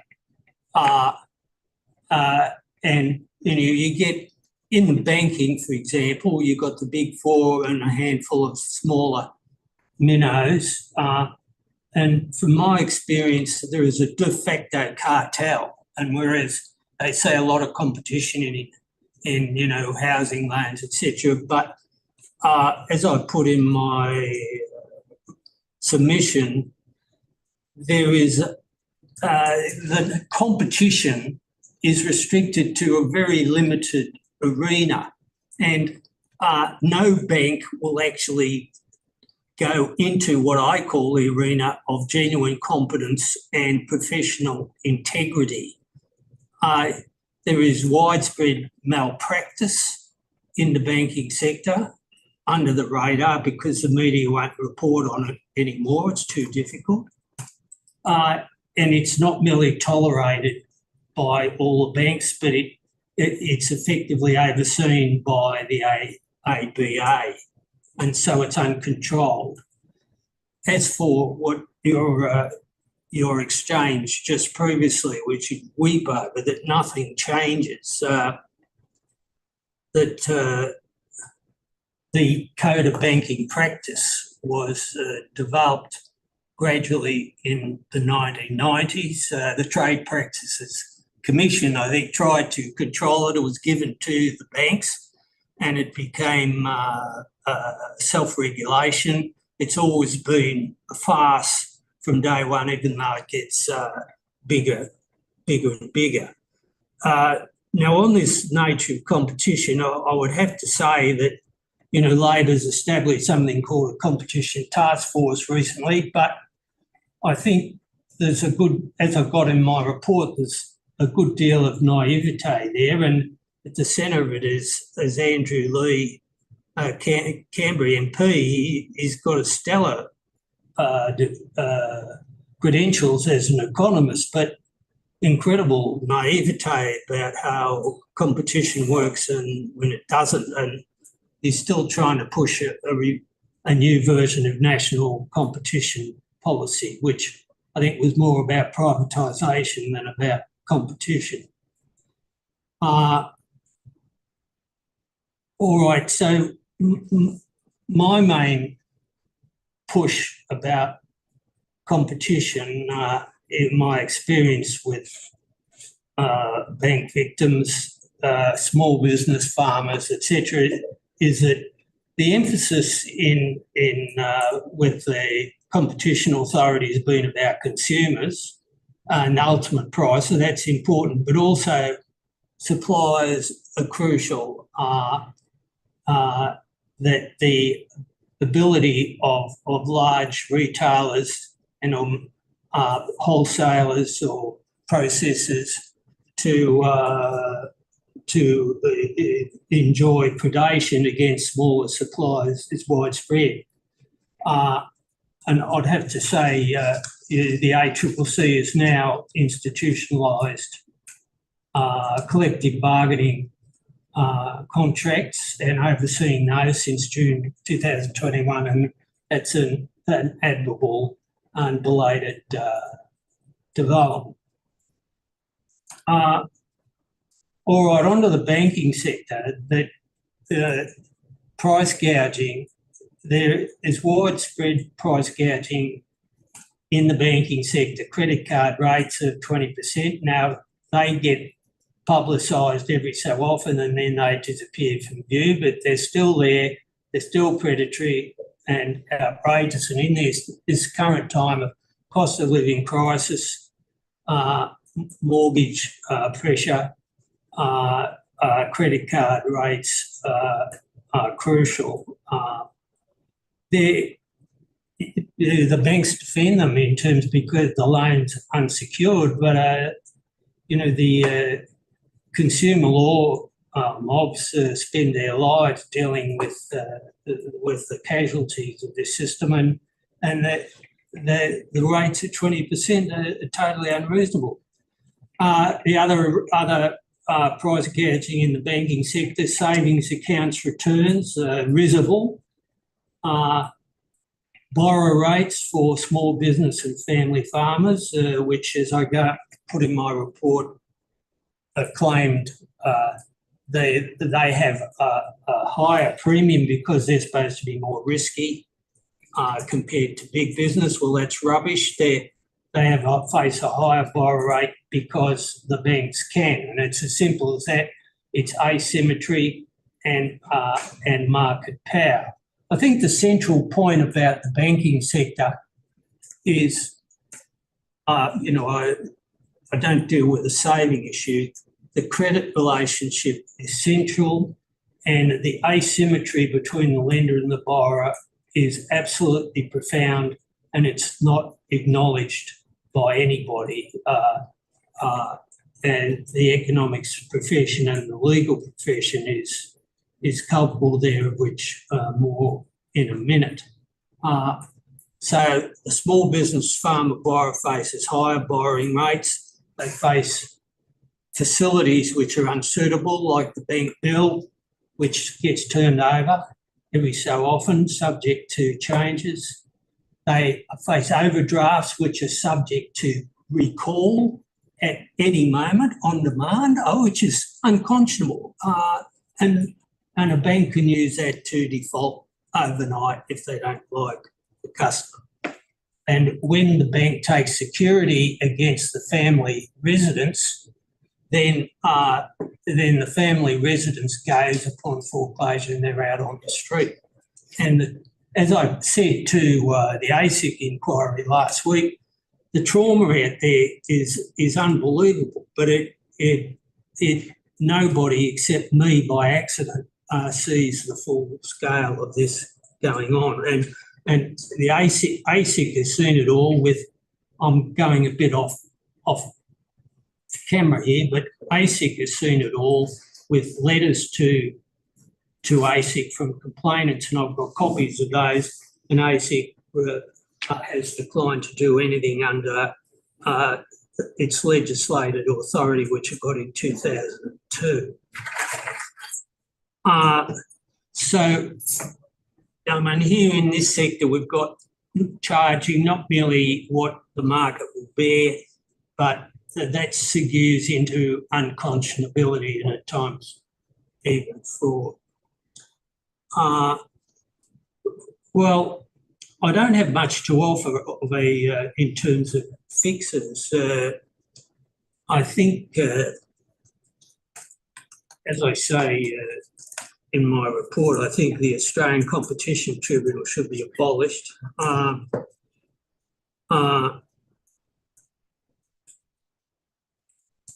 On the banking sector, I think we need a new public bank sooner rather than later. The bank behaviour regarding branch closures has been diabolical. The New Zealand Kiwi Bank is a fine example of how to do it. It's been I've inferred from my experience from the last 20 years that the privatisation of the Commonwealth Bank was a major disaster. It under David Murray and and subsequent leadership, it has acquired a profit at any cost mentality that takes it a long way from the People's Bank created in 1911.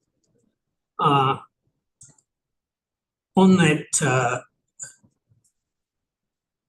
as for controlling price issues within the banking sector, I'm at a total loss as to who might gauge these. When they, after the Wallace inquiry, when APRA was pulled out of the RBA in 1998, you get APRA isolated. All it's concerned with is banking stability, which means banking profits, which means they don't care about the public responsibilities of banks. And all the RBA does is collect statistics and raises the bloody cash rate. I mean, it's a farce, really. So, but it ideally somebody needs to check on what are reasonable prices, but how in the banking sector, but how one does that and under what authority one does that, I don't know, because pricing is supposed to be discretionary and at the firm's will. One key issue which I think is important is that after a really significant report called Finding the Balance in 1997 about corporate predation against small business. There was some legislation, business-to-business unconscionability was legislated in the Trade Practices Act 51AC, but in 2001, the unconscionability in financial services was handed over to ASIC. Not a single case has been taken about it against a bank under those sections of the Act since 2000, since they were instituted. So I recommend it to the ASIC inquiry that unconscionability in financial services should be taken out of the ASIC Act and given back to the ACCC. And I think you, at some stage in the past, recommended something of that. Correct. Yeah. But I've been carrying on for a long time. I'll just finish off with some really fundamental issues here. That we're very poorly served. And, you can't change these overnight. These are long-term, but they're an integral part of the problem. The education of economists in the economics syllabus is a shocker. The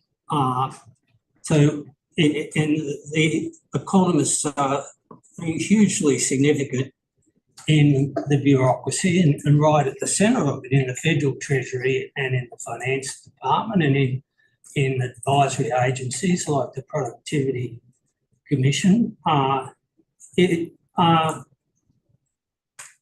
You learn nothing about the way the world works from an education in tertiary economics.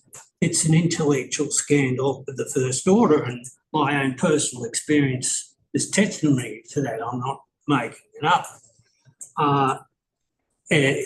And Treasury itself is not merely full of people who are ill-educated, but there's a kind of I think at the top now, a cynical element insofar as, every year you're supposed to do a report on the efficacy of the Financial Ombudsman, AFCA, and Treasury gives it a clean bill of health, yet the Financial Ombudsman is an integral part of the problem.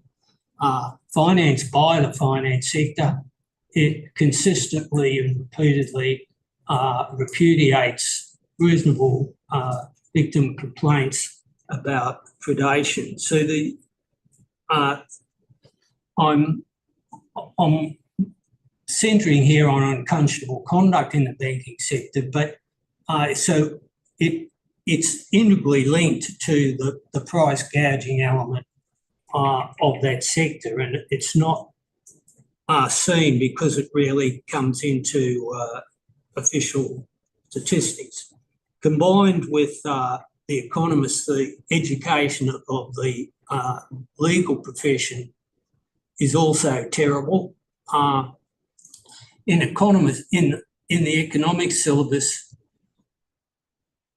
power, the use and abuse of market power in the marketplace is systematically excluded from the core of the syllabus. And that lies at a basis why it's so difficult to regulators and bureaucrats to understand power when it's staring them in the face. They've never seen it before. Power needs to be at the centre of the syllabus, but it'll, as I say in the report, hell will freeze over before that happens, but it needs to happen. The other problem is the legal profession.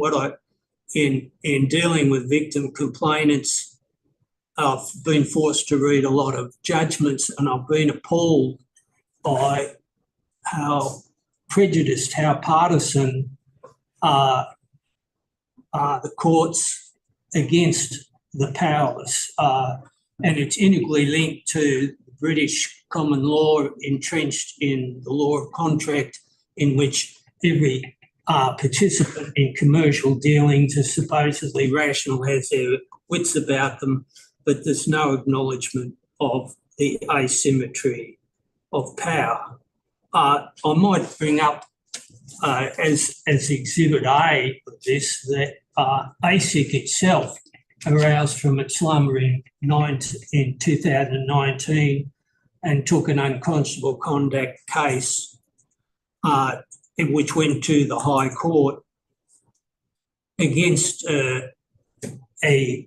this character in the Northern Territory who had these arrangements to lend to impoverished people in an Aboriginal community to buy second-hand cars. The case is Cobalt, K-A-B-E-L-T. The High Court decided that it wasn't unconscionable conduct in what this Cobalt character was doing. He was effectively garnishing the borrower's welfare checks.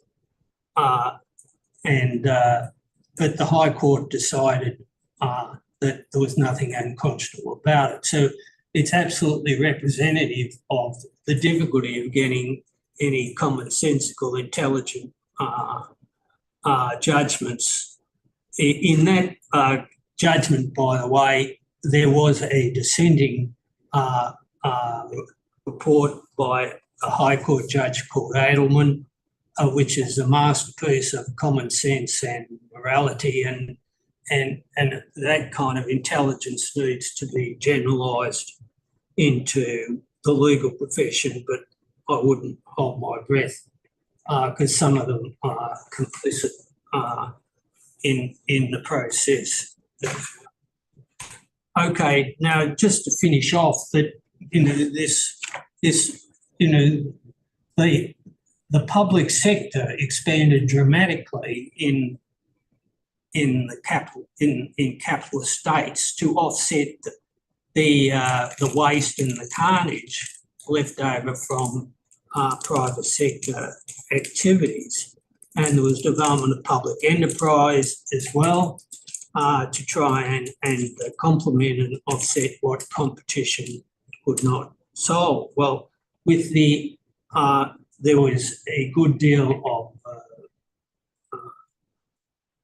relief during a post-war long boom in which distributional conflicts were stayed, productivity increased, inflation was as a consequence relative under control, but then you get the era of neoliberalism, the conflicts come in again, and the successive Australian governments after Hawke and Keating buy into that completely, and we're still in that environment, and I think it's an environment which inhibits the capacity to aggressively tackle the problems before us, and as discussed, outlined by the previous speaker, whose disclosures would make one weep because, as you say, Alan, they've been going on for years and nothing has changed. Okay. Well, thank you very much. No, I found it interesting, including your older articles. You a bit about them. So I'll just give you one question because you've had time maybe to think about.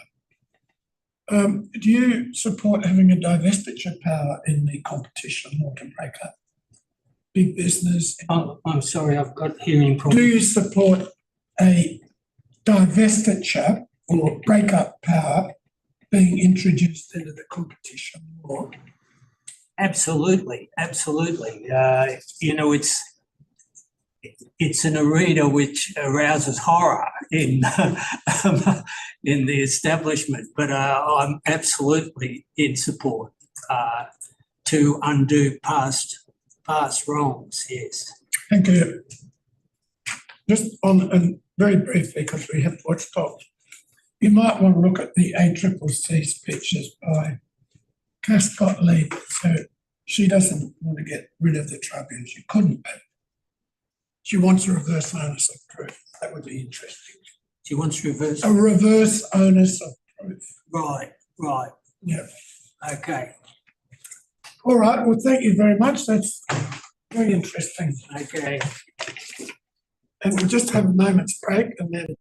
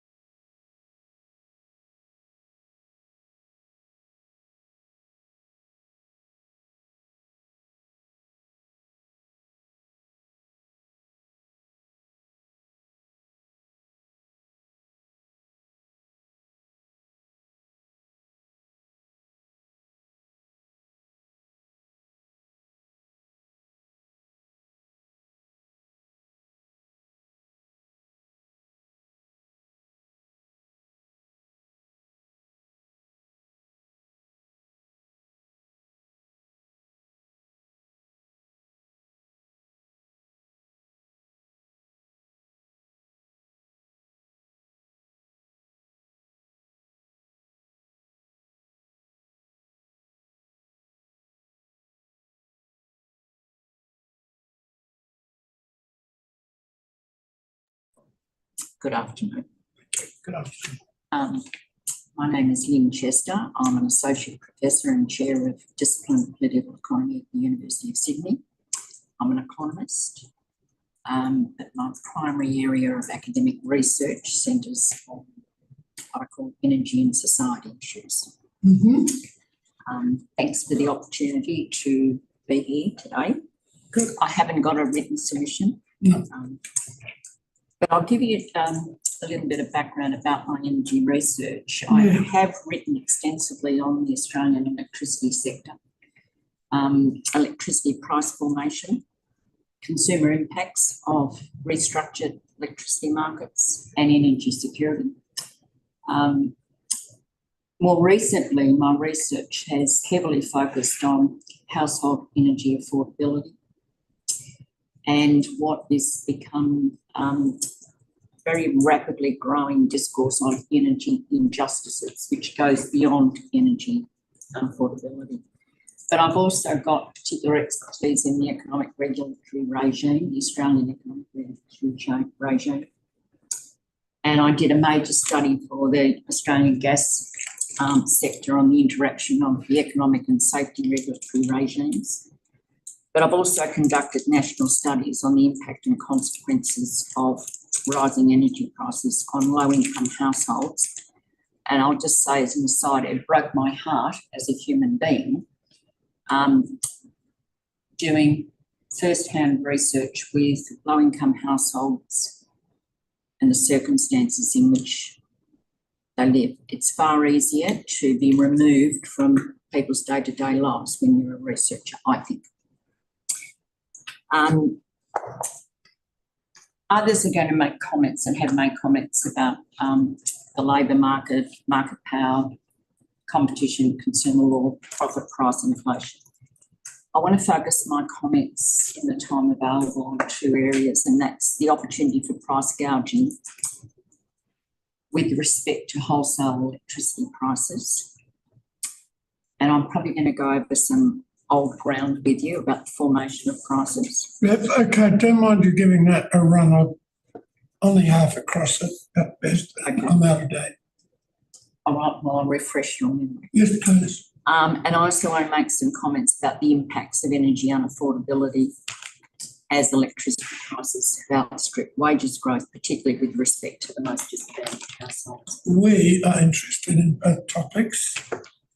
I hope that fits with the terms of reference. Yeah. Okay. Well, and for the benefit of my colleagues, it's lovely to see you both too. Electricity prices, they're a very complex array of tariffs that represent four basic charges for generation, for transmission, distribution, the network charges and retail. Now, in 2022-23, the Australian Energy Regulator estimated that a typical bill, and I take issue with this notion of what is typical, no one's typical, no household is typical, but it's this calculation they make.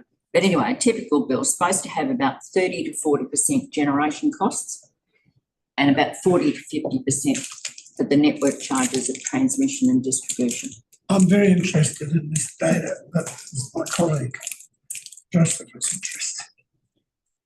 I'm Yeah. happy to do stuff with you Yeah, offline. I've wanted to track this down. We haven't had time to look at it, but will bring us up to date. And I Okay. half knew this story, but keep going. Anyway, the network charges set by economic regulation, Yeah. these charges were the most significant contributor to electricity price increases during what I've roughly called the late 2000s to about 2015. Yeah. But since then, the weaknesses in the regime that permitted those very significant network charge increases have been addressed. So it's a lot tighter, and it's particularly around the rate of return Yeah. in that. But the other significant component of electricity price is the wholesale charge for generation costs. That's set by the Australian Energy Market Operator as required by the National Electricity Rules. Now, wholesale price increases, they were the ones that rose most rapidly at the time when retail competition was starting to be introduced in the 2000s. And in particular, it soared in South Australia quite rapidly. That was the first stage. But we've seen a massive increase in wholesale price increases, particularly in 2022 and also in 2023. Now in 23-24, the AER estimating that a typical bill is going to have wholesale prices of about 50 to 60%. So it's a significant impact. Now, the setting of wholesale electricity prices is quite complex, but I'll try and describe it as simply as possible. So I'm going to take you back to a bit of microeconomic theory. That's fine. Go ahead. Sorry. Because I also want to point out that supply and demand and micro theory don't work. Okay, so generators submit a bid of how much electricity they can offer at particular volumes and prices at set times, up to a day and a half in advance. So we've got bids coming in. But those volumes can be offered in up to 10 different price bands. The market operator, AMO, matches the bids against their demand forecasts over trading intervals of about 30 minutes. And the bids by the generators are stacked from the cheapest to the most expensive. By the way, why the 10? I should have known. I've got no Is idea. it 10 but classes of electricity? no, you can just have, because it's about your capacity of plant to bring on at a particular time, and then there's ramp up rates if you're a big old coal-fired thing. All right, sorry. It's only a but it becomes an important point because you can make a lot of money when you rebid. But I'm going to come to that. So we stack these bids from the cheapest to the most expensive. The market operator schedules the cheapest bid to be dispatched first. Then it goes to the next cheapest bid and so on. The dispatch price for each 5-minute trading interval is the price of the most expensive generator, which is used to balance capacity against forecast demand. So you might have bid 10, Evans bid 20, Elizabeth's bid 30, and I come in with 100. That's the price that's paid. And do they get it? Yep, they get that last expensive price. Now, since 2021, October 21, the dispatch price has also been the trading or settlement price paid to generators and the price charged to consumers. And previously, the trading price was set every 30 minutes, but the dispatch price was based on 5 minutes. But the 30 minutes was based on an average of 6 5-minute dispatch prices. But that meant one very high dispatch price, as I used in my example, could make the trading price very high for a whole 30-minute period. And that was paid to all generators and by all consumers. Now, the bringing of the alignment of the dispatch and trading prices eliminated this situation of a generator exploiting the bidding system by achieving higher 30-minute averages through driving up prices in 1 5-minute interval. But they can still drive it up in a 5-minute period. I'll come to the reasons why. Now, the rules, the national electricity rules, permit generators to rebid their offers. So I'm bidding a day in advance, but I can rebid. And this is where I suggest that the price gouging takes place, but it's price gouging that's permitted under the national electricity rules. So generators may rebid their scheduled dispatch offer that's been accepted by EMO. So once it's accepted by EMO, they've got to deliver. And they can then go back also in up to 10 price bands. And a lot of rebidding does occur. Now, some of it's normal, like you've got an old coal-fired plant and it breaks down. So you've got to bring on other capacity. Or maybe EMO's demand forecast changes. The generation companies can rebid higher prices right up to a few minutes before they're required to supply that electricity. Ostensibly, this allows for issues like an unexpected breakdown in available plant capacity, and our old coal-fired plants are breaking down. But our generation companies with a lot of market power can simply rebid at higher prices knowing there is insufficient capacity from other companies to fill any gap in capacity. So I can rebid up to a few minutes before I'm scheduled to dispatch. My original bid was accepted. I'm going to deliver it, but at higher prices. Now, generation in our national electricity market is concentrated in a relatively small number of companies. The Australian Energy Regulator stated the energy market most recent report, and they've finally been acknowledging this in the last few years, acknowledged quite clearly that in 2022 and 2023, Queensland, New South Wales and Victorian markets within the NEM, the largest two owners account for over half of the output capacity. So if I was, and I'm not blame here, but if I was an Origin Energy or an AGL, and then the two big ones, particularly in New South Wales and in South Australia, I can exercise my power because of that huge capacity that I control. Now, rebidding has contributed to events when wholesale prices have spiked above $5,000 per megawatt hour per 30-minute interval. And to put that price into context, the average quarterly wholesale price in New South Wales during April to June this year was $148 per megawatt hour. And that is higher than what the wholesale price has been for some years. May, June this year, there were 6 of these very high price events in South Australia, New South Wales and Queensland, where our big companies are operating. In April, May 2022, there were 11 high price events in Queensland and New South Wales. Those two states experienced the highest average quarterly wholesale price increases in 2021 and 2022 and to date in 2023. Now, a rebid must be accompanied by a specific reason, like plant unavailable or there's a change in forecast demand. And the AER does investigate each high price event. Nevertheless, this feature of the rules, the electricity rules, provides a clear opportunity, in my view, for a generation company to game the system and drive prices up that do not reflect the so-called marginal cost of bringing extra capacity into production, which is what it's all structured around. But there's one other comment that I want to make about wholesale electricity price formation, and that concerns electricity financial contracts or derivatives. Trading of electricity derivatives influences the price bid by the generation companies to supply electricity. And I've reached this conclusion for a lot of reasons, but I'll mention 4. First, trading in electricity derivatives is of much greater magnitude than the underlying asset. 2020 to 2021, the demand for electricity in the national electricity market was equivalent to a little above 15% of the trade in electricity derivatives. Secondly, the agreed strike price of electricity derivatives is informed by several factors, but parties to these contracts who are also national electricity market participants will bid prices to supply or buy wholesale electricity lower than their strike prices to minimise their exposure, which depends on the negotiated gap with the eventual wholesale price.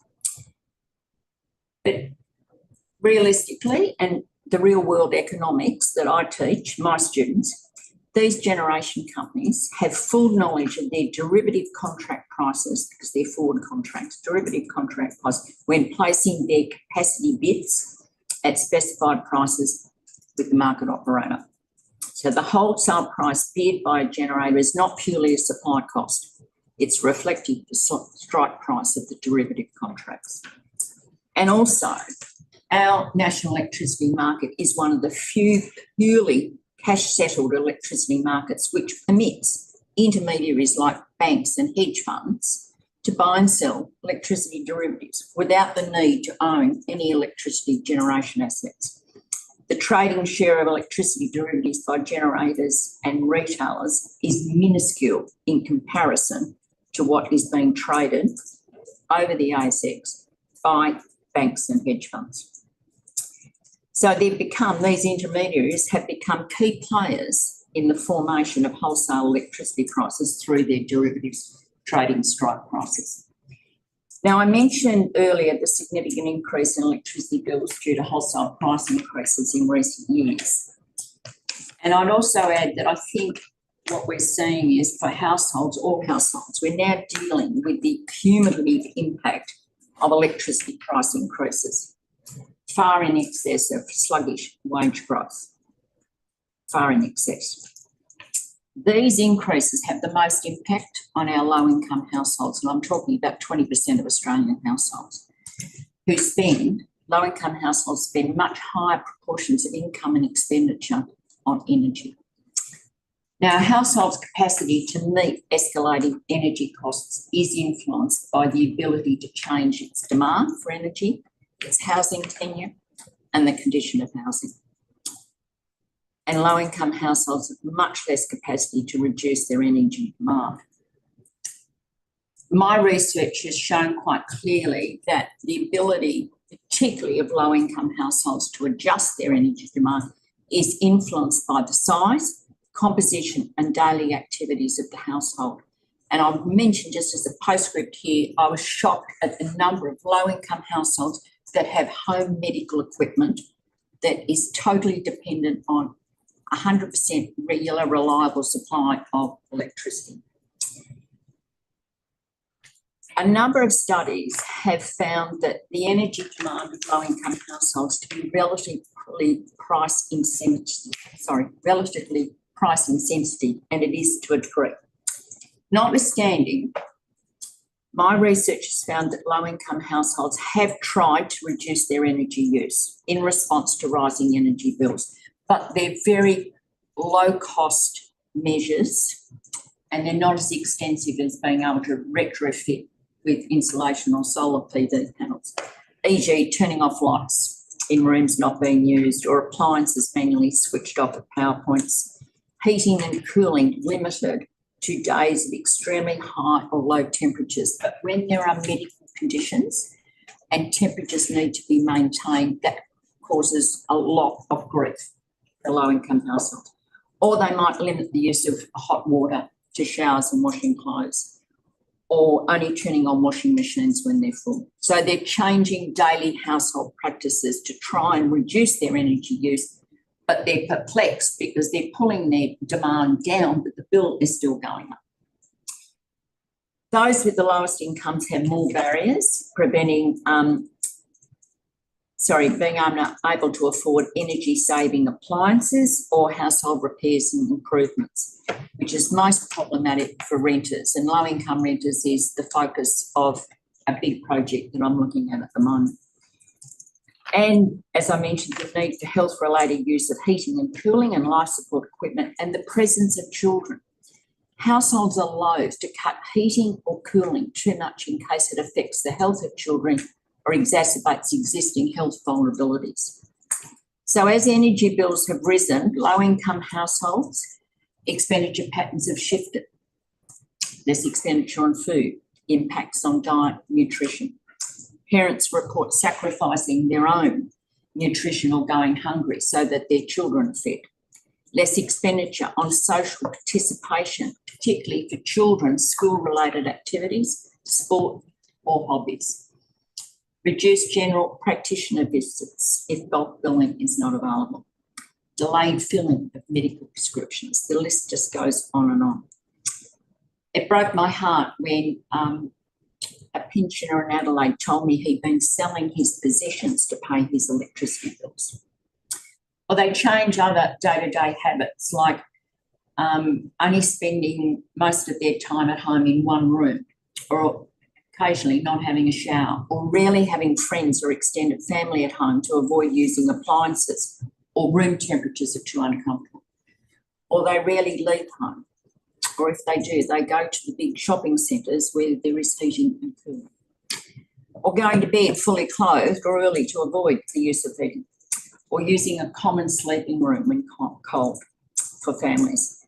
Now, as a result of cutting expenditure on essentials such as food, health, and reallocating expenditure on other items to be able to pay energy bills, and making, I think, relatively severe changes in household practice. These households are suffering physical discomfort. With reduced physical and mental well-being, loneliness and social isolation, strains within household relationships and distress, particular distress about the social and emotional well-being of their children. State and territory governments have and do provide assistance for low-income households with the payment of energy bills, rebates, concessions, temporary financial assistance measures. They're reactive forms of assistance being directed at the bill, which is at the end point of household energy use, and will only apply in a particular set of circumstances if you meet the eligibility criteria, like a health concession card. Payment plans, hardship programs, they're required under the National Energy Customer Framework, but they're framed about payment arrangements for bills owing or for ongoing use.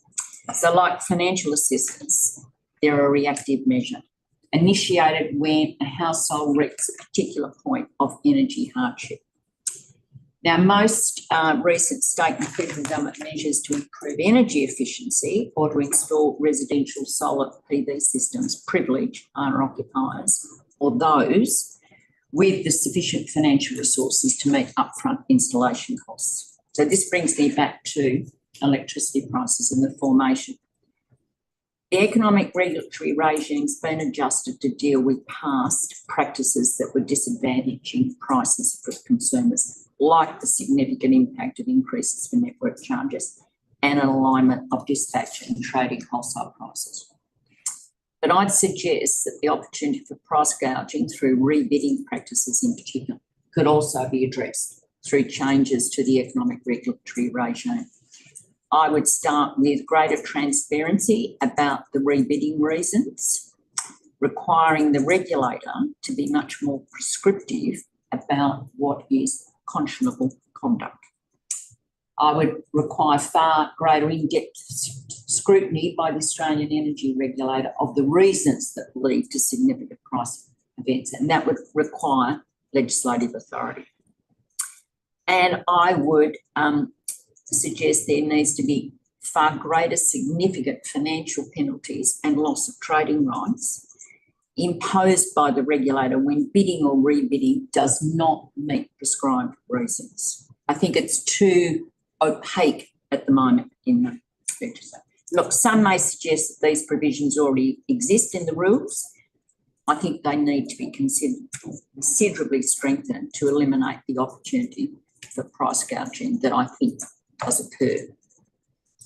So electricity price formation. Thanks. Well, look, that's extremely useful to say the least and enlightening. Now, just organisation, I wondered if you could reach an arrangement with us, maybe Guy, Joseph, that in essence what you said is provided and there might be a bit of follow through. For myself, I've sort of had an awareness of this, but in a very general way. Maybe I have one question. Are there any sort of official bodies like the AER annual reports and so on, which have criticised this? I know a while ago they had a shot at some of this, but I don't know if recent reports. No, they're diplomatic. They're diplomatic. Well, look, if I was the AER, I wouldn't want to be critical of the regime that I'm trying to operate, and particularly the companies that I'm regulating. There's been a shift of emphasis in the last 7 or so years when it's about consumers, whereas previously the focus was more on competition rather than consumers. And so the rhetoric's changed. There is acknowledgement that there is concentration in the market, but there's not acknowledgement that that concentration is leading to exercising market power. The tension between EMO and AEMC AEMC issued a number of reports saying that market power was not being exercised. I'm not sure that they would say the same now. It was during a previous leadership regime.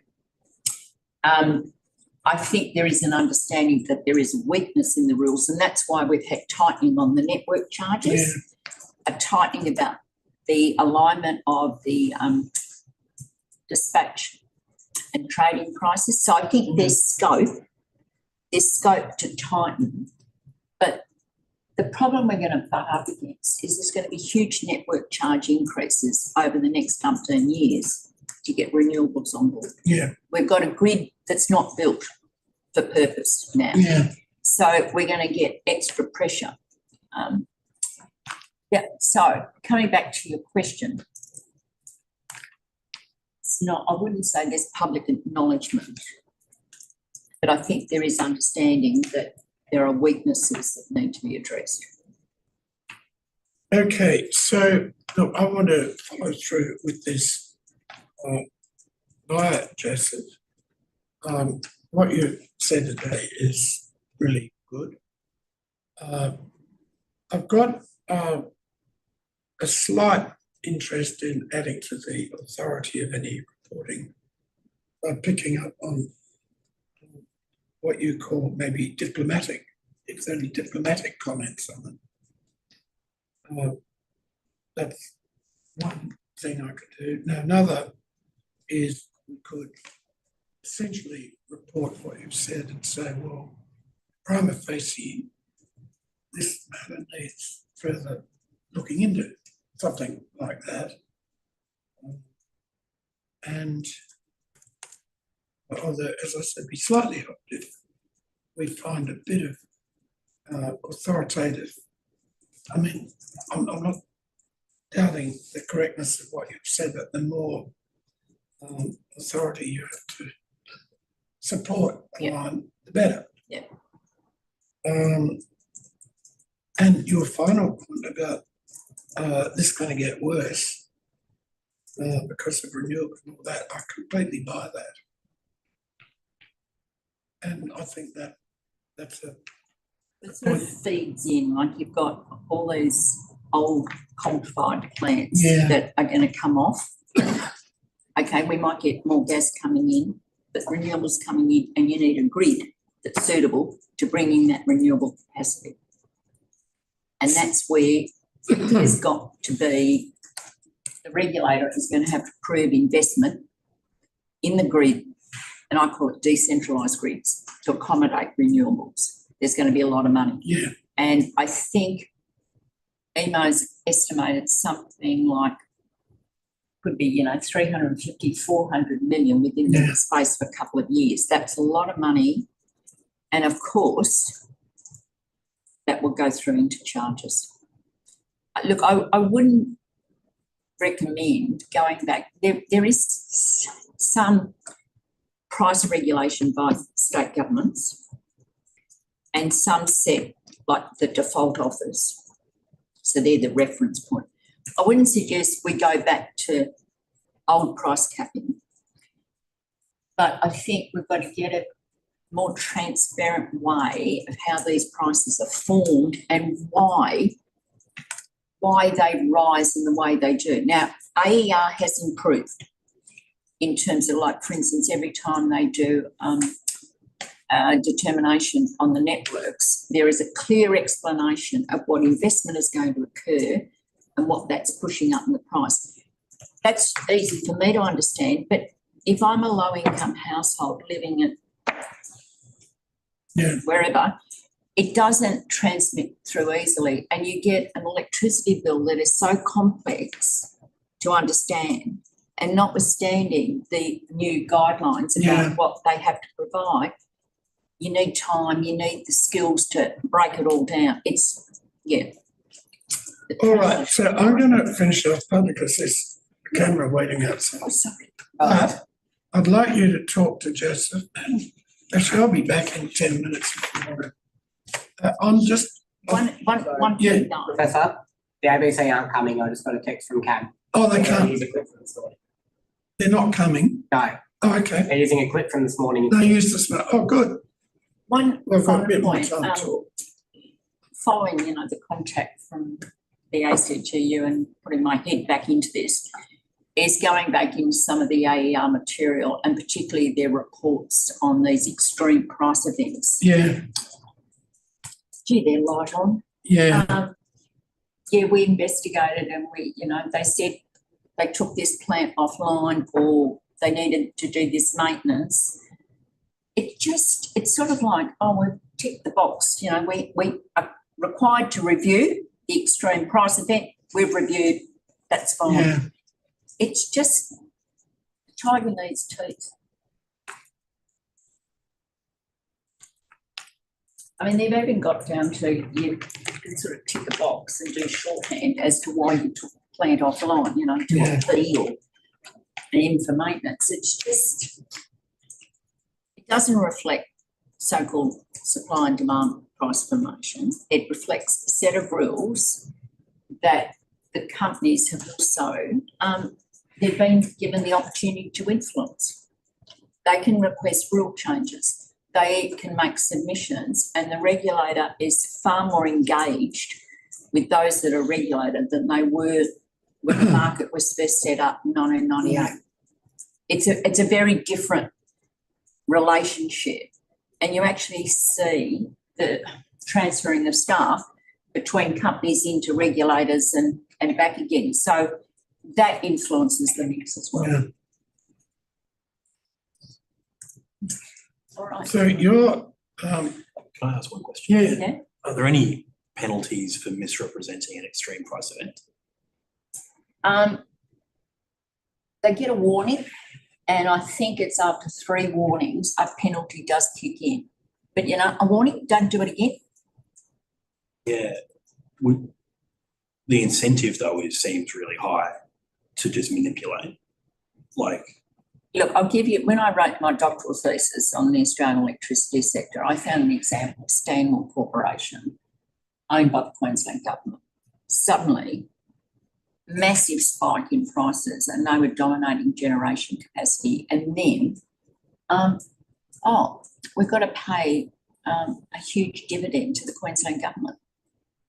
And there was a lot of, and I'll call it speculation because there's not much evidence, but there was a lot that it was deliberately designed, that behaviour, to achieve a higher profit very quickly, to achieve that higher dividend payment to the Queensland government. So it's not just privately owned businesses. If the rules are there and the rules permit it, I mean, when the alignment of the trading and the settlement and dispatch prices was aligned, the companies were really in opposition because what they were seeing was a reduced opportunity to go in there and push the price up, even just for a 5-minute period. There were reports prepared some years ago by Robert Bardak from Queensland, and he was openly studying, the manipulation of the spike in the price, and a company could basically earn their estimated profits within the space of a couple of hours. Now, it's less now because rebidding is less than what it used to be, particularly since 2000, but it still occurs and it goes on. And look, if I was running an AGL or an Origin and I was trying to make money for my shareholders, I would use the rules. Do the rules encourage unconscionable conduct? I think they do. but you won't get an unconscionable conduct case up on that. No, I know. So, Because it's within the rules. yeah. But they call it bidding in good faith. Now, very hard to prove that someone has bid in good faith when they tell you plants gone offline or unavailable. Yeah. But they do talk about changes in the commercial environment. That's one of the reasons, or it's something like that. But I'm happy to spend some time talking it through because it is a bit of a complex area to decipher and put in plain English. But I would hope that there might be a diplomatic way in the inquiry's report that it could be referred to that the structure of the rules opens an opportunity for companies to perhaps stretch the boundaries of the reasons why they're rebidding. So it's somewhere, look, first of all, unfortunately, I'm quite capable of changing my mind within 3 minutes. But at the moment, my feeling is we have something in between. Here's a case to answer. It's got to be followed up to something even stronger, a little bit stronger as a finding. And that is because what you've set out is good. By the way, the stuff about energy dependence of people, energy justice, is also very interesting and appropriate inquiry, even if the prices were okay in the first place. The price actually imposes not just an affordability issue, it prices you out of your accessibility to a whole lot of things, which is another form of injustice. But it's also what my research is uncovering is extracting coal. What they do in a lot of the US states, they blow off the top of the mountain and literally all the vegetation, dirt and everything goes down into the local rivers, streams, pollutes local water supplies and is causing a lot of health and mortality impacts. Desecration of cultural sites because of coal mining activities. I mean, the list of energy injustices moves across the spectrum from sort of through generation decisions, production decisions, right through into the area of consumption, distribution, regulation. But to identify how you get justice, you've got to identify the cause of the energy injustice. And that's something I'm trying to unravel now. That's sort of where I'm going now with my research. But affordability is a huge exemplar of energy injustice, that a group in the community are excluded or their well-being and health is impacted because of the state of electricity prices, and we are totally dependent on electricity. If I can just add something about international students. I mean, I was shocked to learn this at my university, but we literally have a food hub now because a lot of the international students, they just can't afford to buy food. Notwithstanding they might be able to work 20 or 24 hours a week, that all goes on housing costs. But a food hub. And the staff are actually, we're actively encouraged to review what we've got in our pantries and bring in. So we've, one little thing in the discipline of political economy that we've started to do is if someone decides to leave us or has a birthday or a grand occasion, we don't give presents, we donate to the food hub in their name. Just touching on another small point or linking it with something. I've given a few speeches and whatnot, and it's also picked up a little bit in the quote terms of reference of the competition review now occurring. Not that there are any terms of reference, but that there are real competition issues as we switch to renewables and all of that. And, you know, it's good to switch to them, fine, but it's just certain that in the process of doing it, and with governments heavily involved, they will set up arrangements that actually are anti-competitive, which always happens. And this is an example that feeds into that a bit. You know, so renewables come into the electricity system and anti-competitive bidding arrangements and so on, and a structure.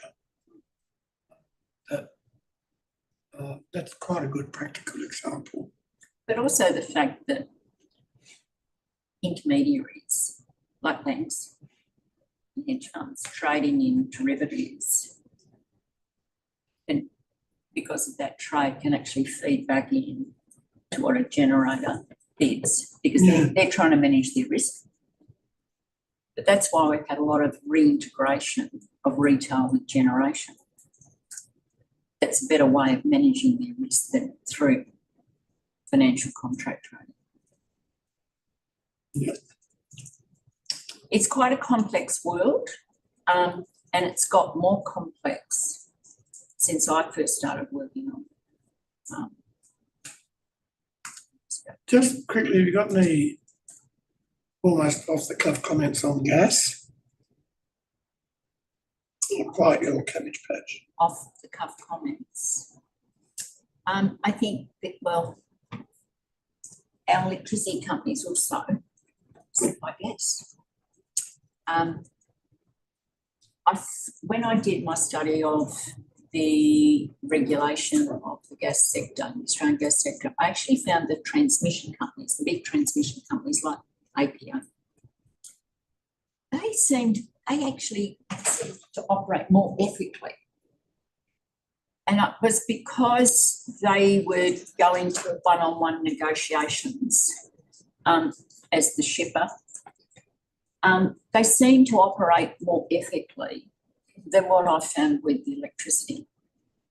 Now, is that because it's transmission pipelines, distribution of gas? There are a lot of different risks involved, and particularly when it comes to safety and public safety, when you've got a distribution network in a metropolitan area. And they seem actually more conscious of that public safety risk. And that's caused them a lot of problems with the economic regulator, because they want to, e.g., minimise leaks, want to spend money, but they don't get the pass-through or the tick from the economic regulator to spend that money.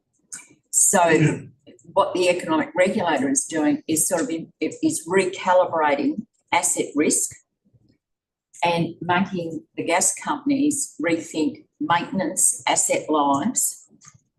And in fact, I've just published an article with a colleague in Law and Policy. Is this conflict between the two regimes? Is the economic regulators coming in over the top, but is actually introducing quite a latent public safety risk, because it will not allow expenditure on occasions that a company wants to do for safety purposes and to maintain network and pipeline integrity. And it exposes how you can't just think of the economic regulatory regime on its own, because it's like it's threads into other, and how it intersects with other regimes, safety, environmental, etc. I just found something with the gas transmission companies or their senior people. They just seem to operate far more ethically, and we're more concerned about safety than what I've found on the electricity side. But, you know, our origins, our AGLs, they supply electricity and gas. Have you any impressions whether there's been any funny business going on lately in gas with the, the code and the government intervention? And there may not be. It's just because they're allowed to charge world prices as long as they supply enough.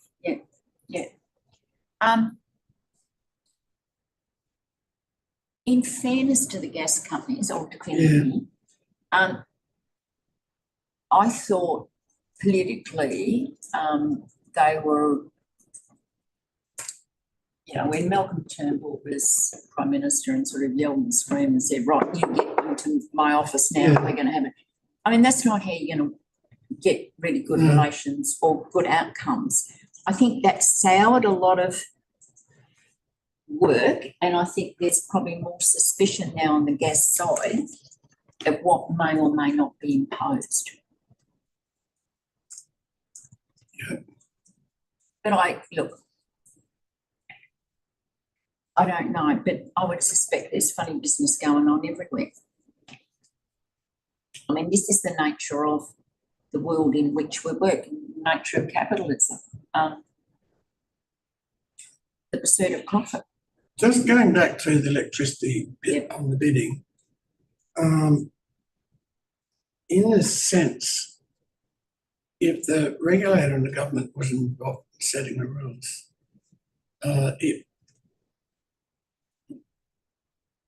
be close to what they call concerted practice, that is illegal under the Act, if it lessens competition. But anyways, look, it's a bit like Qantas and Qatar. If Qantas had arranged the same effect indirectly, like instead of going to the government, imagine they got Sydney Airport, they pressured them to stop Qatar, something like that.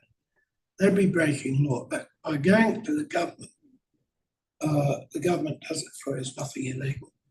Now, likewise, with the bidding practices on their own, even if there was no agreement that they had the same practice, that it qualifies concerted practice under the Trade Practice Act, subject to a serious competition test. I just mentioned that. The other aspect is about the fact that the way our energy rules, our energy markets are now set up, all the states have got to be on side to make legislative changes. So it goes through the South Australian Parliament first and then it's through the others, right? And then that's where you get companies lobbying state governments. I mean, when the National Electricity Law first came in, I mean, the derogations were unbelievable from the states, and it took years to reduce them. And the fact there's capacity for one state to agree, another state to say, well, we don't want to do that for 5 years. The fact that we've still got state governments doing price regulation, and some's done centrally, federally, that was never intended. It was always supposed to be centralised. But the states, and in particular Victoria, has... So, it does get... I know. But I think we tried in 1995 to get it centralised. Couldn't fight off the wretched states. Yeah, anyway, thank you for the opportunity. Good, that's This is the third occasion I have met you. All right. The first occasion you interviewed me for a job at the Prices Surveillance Authority. Oh, well. Needless to say, I didn't get it, but you asked me a question. I'll never forget it. You asked me a question about the price of ice cream. What would influence the price of ice cream? I vividly remember it. Yeah. And on the second occasion, I think it was when I was working at Energy Australia and we had a few issues with the ACCC. Mm-hmm. But I've enjoyed this occasion. Good. Well, thank you very much. That's been interesting. And I look forward to working with Joseph and the team. Just... Alan, the PJT, 50 years hence. Yeah. I still remember BHP blackmailing you. If you don't give us a price rise, we're going to not invest. Yeah. You're still got that there. Look, one thing, So I'm not reaching it. I've got a... I'm quite flexible. If you could. So just yell. Oh, wait. Use Really, that is great. your notes. Of course. Straight away. Of course. Because I just wanted... And you can just take them as draft notes. Yeah, I won't Just, quote them. I just wrote them up last Yeah, night, trying to just- think of a focus. In any way, I wouldn't My treat comments. I can help. Okay. but Yeah. I'll be happy. Okay, thank I've you. got a reason I wouldn't mind checking this weekend. Okay. All right. But I won't drop you in on mission. No. I'll be happy to. I just